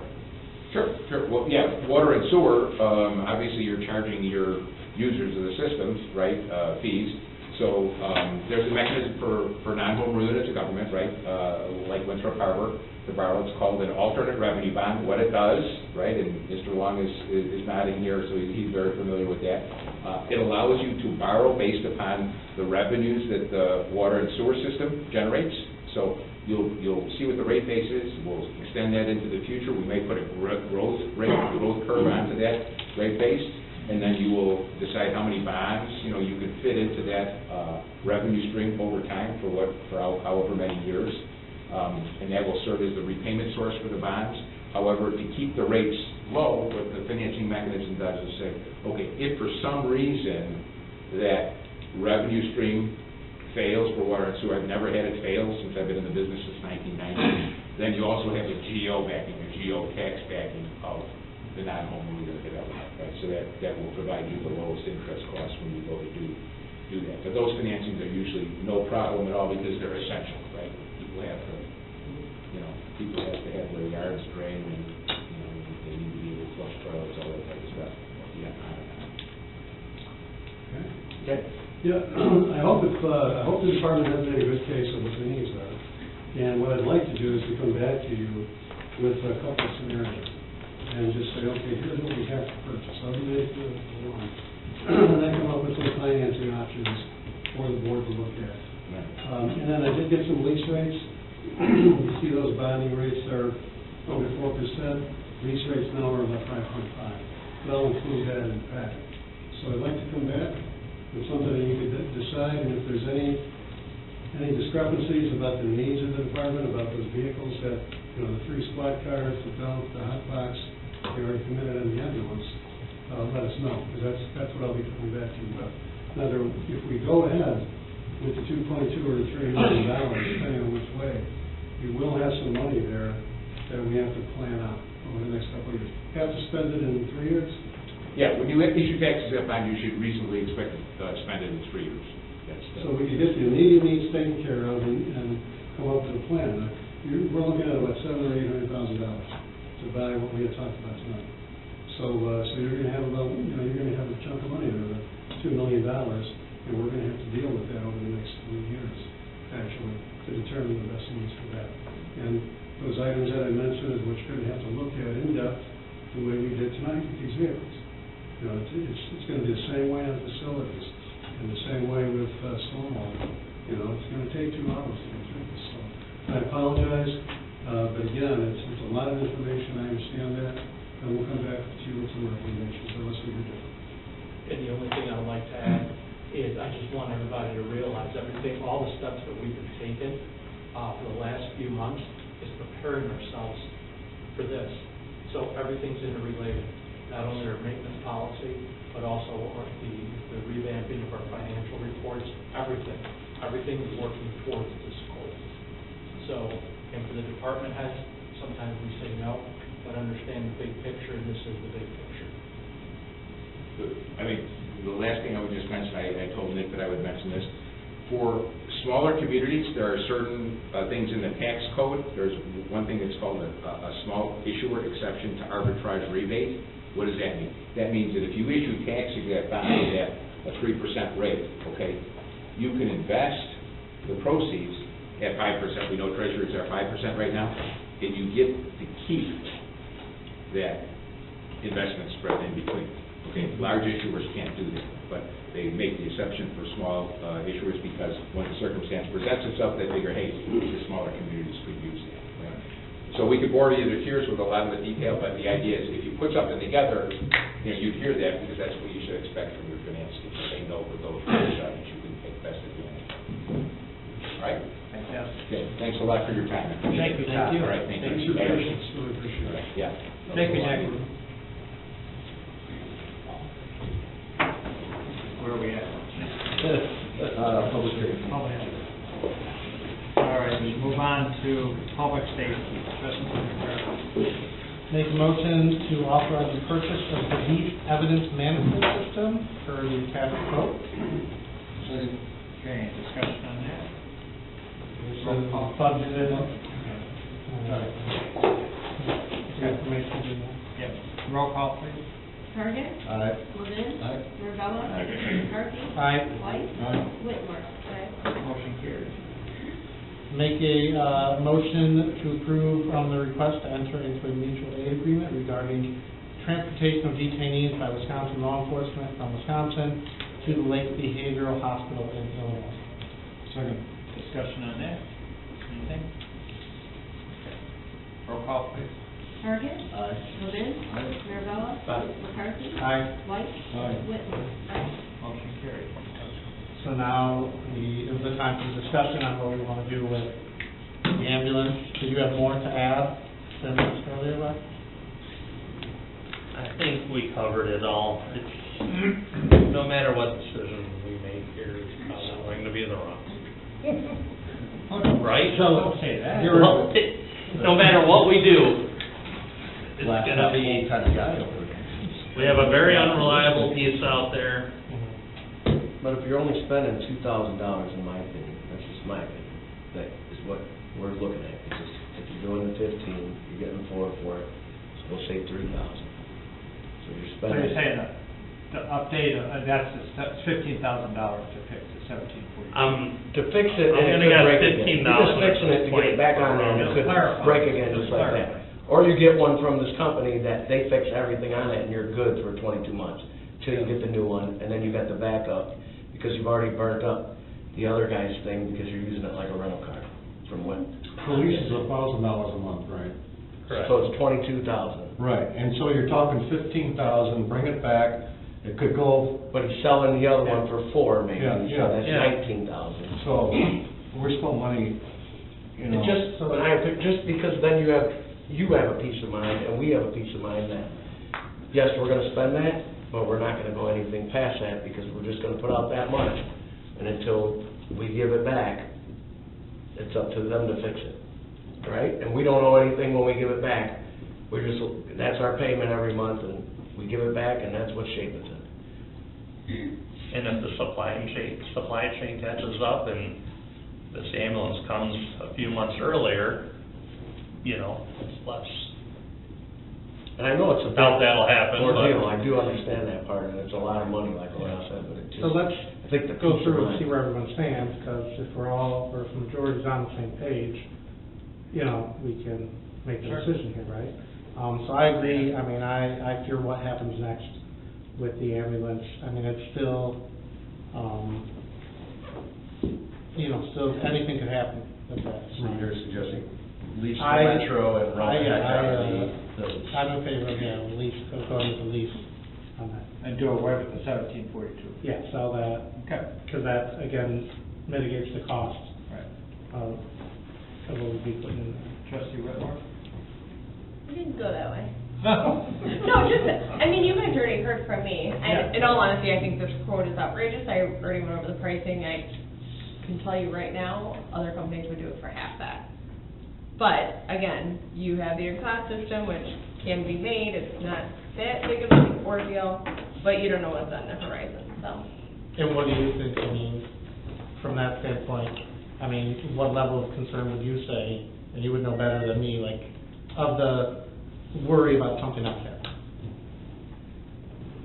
I mean, I know, Anything can happen. I mean, Right, you don't have a I don't wanna crystal say, ball. huh? That's what You don't have a I meant. crystal ball. Well, right, I mean, I would love to say nothing's ever gonna happen again, but that, you know. So, and I'm honestly like asking, because I have no Right. idea, so I don't know if you could shed more light on that, I don't know. How are the tires I've on never it? seen the truck. How are the tires on an Never. ambulance?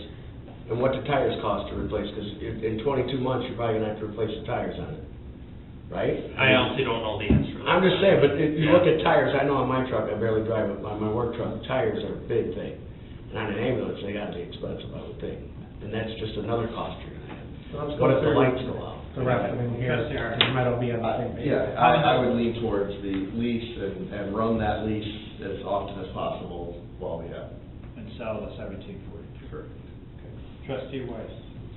I'm going for the lease, for the simple fact is that we've already put a lot of money into this ambulance prior to this new 15,000, plus there is no payback on it anymore.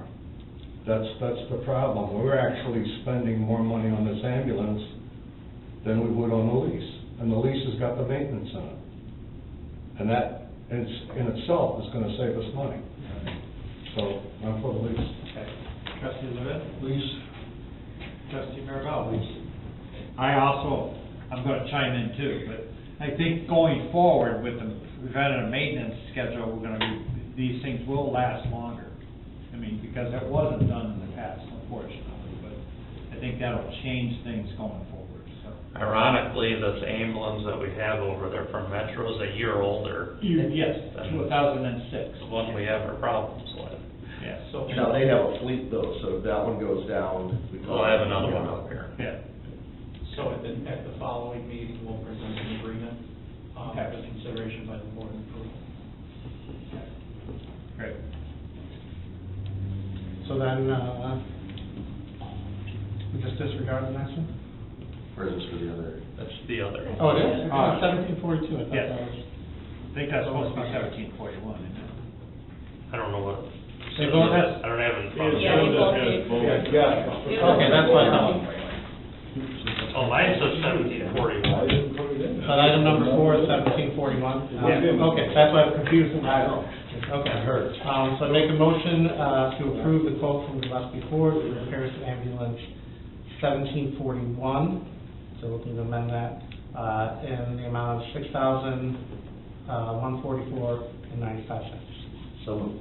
Second. Sorry. All right, any discussion? Probably not. I'll- Rocky? So, trustee, I know you're more well versed in this than probably any of us are, but I can only go where I'm led to for this stuff, and so I get your concern with the price of probably going to a Ford dealer versus somewhere else maybe. No, we were already turned down by Pfeiffer's.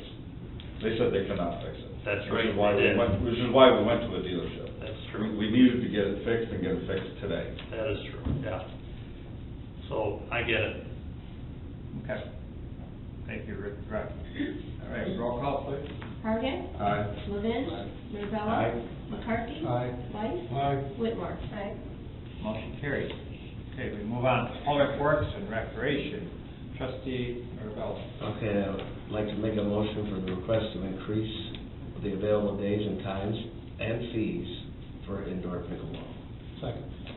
Any discussion? So basically, they came to Scott, they wanted to do more, the walkers have, everybody has concerns, obviously, the walkers, we don't have that many walkers, 10 to 12 maybe, but the pickleball is bringing people in, we're getting more use, people want to use it more, it is kind of, it's a hit or miss, some of them are complaining because he's wanting to raise it, but I believe they're getting more hours, they're already coming in and setting up early, which we're not complaining about, it's just, it's fact, they're coming in earlier, so he's changed it to make it good for everybody, but they decided to raise the fees a little bit, which I think is fine. And if they want to use it, they're going to do it, I believe. Is it true that they're gonna start later pickleball and not as early? Yeah, so there's been that back and forth between the people coming in and using the building for walking, which has Right. always been 8 to 10, we've had people that would stay a little past 10 in the past. Monday, Wednesday, Friday pickleball is 8:30 to 10:30. Like Trustee Mirabella said, they've been coming in a little earlier than that, staying a little later as well. So some of the people that have been walking for years or that come on a regular basis try and go in the multi-purpose room or the lobby area, which we have tables and chairs set up a lot of times.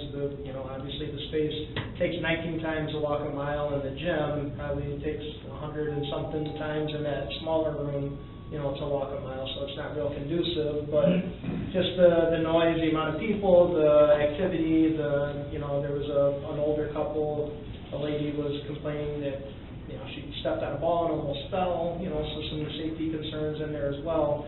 So the Parks and Rec Board has deemed to have a lot of time just for walking, 8 to 9:30 every day, where people can come in, not have that extra noise and activity going on, and add another day during the week in the morning for the pickleball players, Monday, Tuesday, Wednesday, Friday, from 9:30 to 11:30. It seems like a nice compromise that could, and then we wouldn't allow walking during that pickleball time either. It'd be 8 to 9:30, from 9:30 to 11:30 is strictly pickleball. There's, no in between, because as much as they try and coexist, there's still, Right. there still is that, there's not enough room on the end of the gym. There's only about 6 or 8 feet from the wall to the end line for the pickleball courts. And then we have chairs set up along the walls too, throughout the gym for people to sit down. So there's just not a lot of that extra area, to avoid some, collisions or just, any type of impediment to the walkers or the pickleball. So this. Has anyone got hit by the ball? Has anyone been hit? Like the walkers? Oh, yeah. Well, that we had one player that ran into the wall trying to hit a ball and scraped his arm all up, and they had to, some first aid. Will the indoor pickleball continue when the weather improves, or do you push all of that outdoors? No, I don't see any reason why we wouldn't be able to continue that into the summer months. Then you run into the hot days where people would want to come inside, and I think if we see the numbers continue, they might decrease somewhat, but if we have active participation, then there's no reason that we wouldn't be able to continue.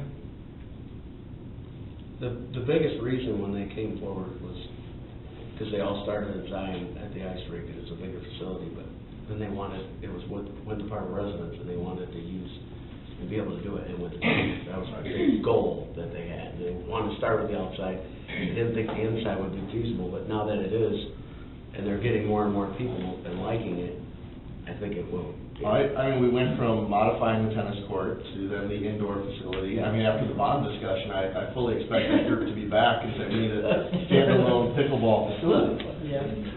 Yeah, I don't know where that's going. And then we're, adding a Thursday evening in there as well. So that's been something brought up too. We've only had available times in the mornings and people working aren't able to participate. So I think that'll be a nice draw for, people using it now and for new users, as well. We did not incorporate, when we put this into place initially, resident, non-resident fees, which we've done, across the board for sports and activities. So that's adding in daily drop-in fee, $5 for a resident, $7 for a non-resident. The monthly fee going from $20 across the board, going from 3 available times to 5, upping that fee to $35 a month for residents and $40 for non-residents. So we do have that difference in people in town as opposed to out of town, and consistent with our other activities that we have. Okay. Anything else, trustee? All right, roll call. Target. Aye. Levin. Aye. Mirabella. Aye. McCarthy. Aye. White. Aye. Whitmore. Aye. Motion carried. All right, the second thing I have is a motion for the approval to allocate $12,500 in fiscal year 23-24 Parks and Rec Budget Fund, 01-15, my eyes here, you're getting me tired, 49-20 for the Winthrop Harbor Summer Fair, September 14th to 17th, 2023. Second. Discussion. Roll call. Target. Aye. Levin. Mirabella. Aye. McCarthy. Aye. White. Aye. Whitmore. Aye.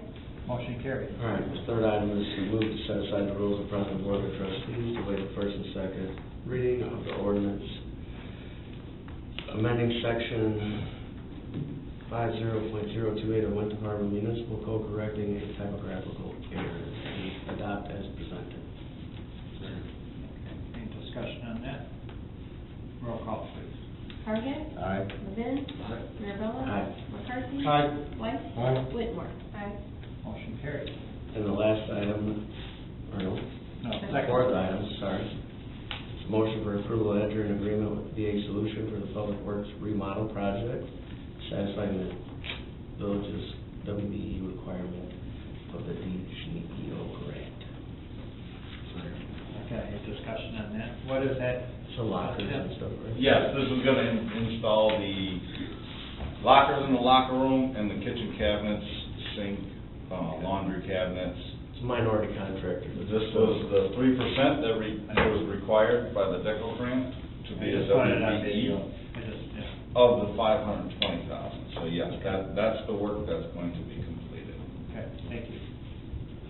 Roll call. Target.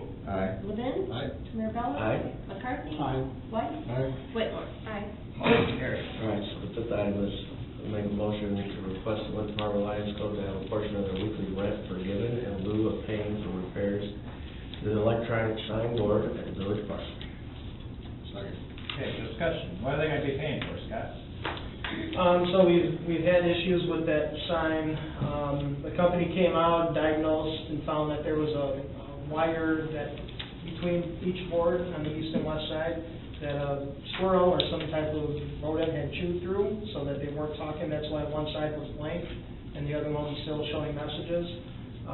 So after the company came out, told me that's what they found, still haven't been able to connect to that sign via the internet to display new messages. So that's why, the one side that was working, now both sides are working after that wire was repaired. Whatever message was put in the last time, a year ago or more, is still rotating through. The COVID message is still important, so it's okay. Yes. And the Lions Club bingo is still on there as well, so they're happy with it too. But yeah, I haven't been able to change anything on there for quite some time. So they came out a second time, we had our IT, Peter Helke out there, and Mike Cheese been involved with it. They diagnosed that the antennas between the one attached to the building, the one attached to the sign, that they come as a pair, they both need to be replaced. So the quote that we have here for that $1,500, $1,456, is what they're guesstimating. It's for the price of the antenna equipment. They come in pairs. So they'll be changing both of those out. And then the estimate of hours they feel it's gonna take their techs to change that equipment out. And then, once IT gets everything set up security-wise on their end to make sure everything's secure and talking properly, then we should have an operating board again, or signing it. So the Lions Club had voted that they would donate up to, or pay for up to $1,000 in repairs initially, because they wanted to see that sign up and running and current. And once I received this estimate, they went back and discussed and said that they would pay above that amount, but asked if they were able to have that portion, whatever they end up paying above the $1,000, removed from the bill that they receive quarterly for building this. So 1,000, but 400 and some odd dollars. 1,000, they're definitely doing regardless, anything above the 1,000 that they Right. would pay, if this estimate ends up being another $200 more than what they anticipate now, due to any type of issues they have, they would pay whatever it is above 1,000 and ask for that amount to be taken off their quarterly Okay, bill. all right. Any discussion, any comments? Roll call, please. Target. Aye. Levin. Aye. Mirabella. Aye. McCarthy. Aye. White. Aye. Whitmore. Aye. Motion carries. We move on to public comment. I think we've bored them. Have to ask. A lot of audience. They ask for the front to go. All right, move on to unfinished business. Let's start down with trustee Mirabella. I have nothing, I'm too tired. Yeah, nothing. Trustee White. Target. Nothing. Trustee McCarthy. Trustee Whitmore. Sorry. Come on, you have. Well, first off, I just want to give a big shout out to Public Works, White Network, water main break like 2 weeks ago, and we drove by for like 2 days, and it was freezing temperatures, and they were all outside. I felt so bad. So I just want to give you guys huge kudos. Also, this Saturday is our fun fair from 11 to 4. We are desperately needing anyone to help, especially the second shift. So if you can share it on Facebook, maybe that will help. We're also still looking for store-bought desserts for the cakewalk. And then also in the Harbor Shores, I know I kind of spoke about this last meeting, 2 meetings ago. I just kind of want to highlight the staff putting something like this together, sending it out to the residents. I think it's really important. I don't think a lot of people understand the breakdown in taxes. And I like that they have it even up at the front windows. When you're paying your water bill, you can kind of take a look at it. I know Zion Village Hall had this, blown up, probably about this size, right when you walked in their Village Hall. It's pretty much like, look at this before you're going to complain about your taxes. So out of every $100, we get a little bit over 11. So I just like that the residents can find this on social media, our website, here, in their mailers, just to see what they actually are spending in.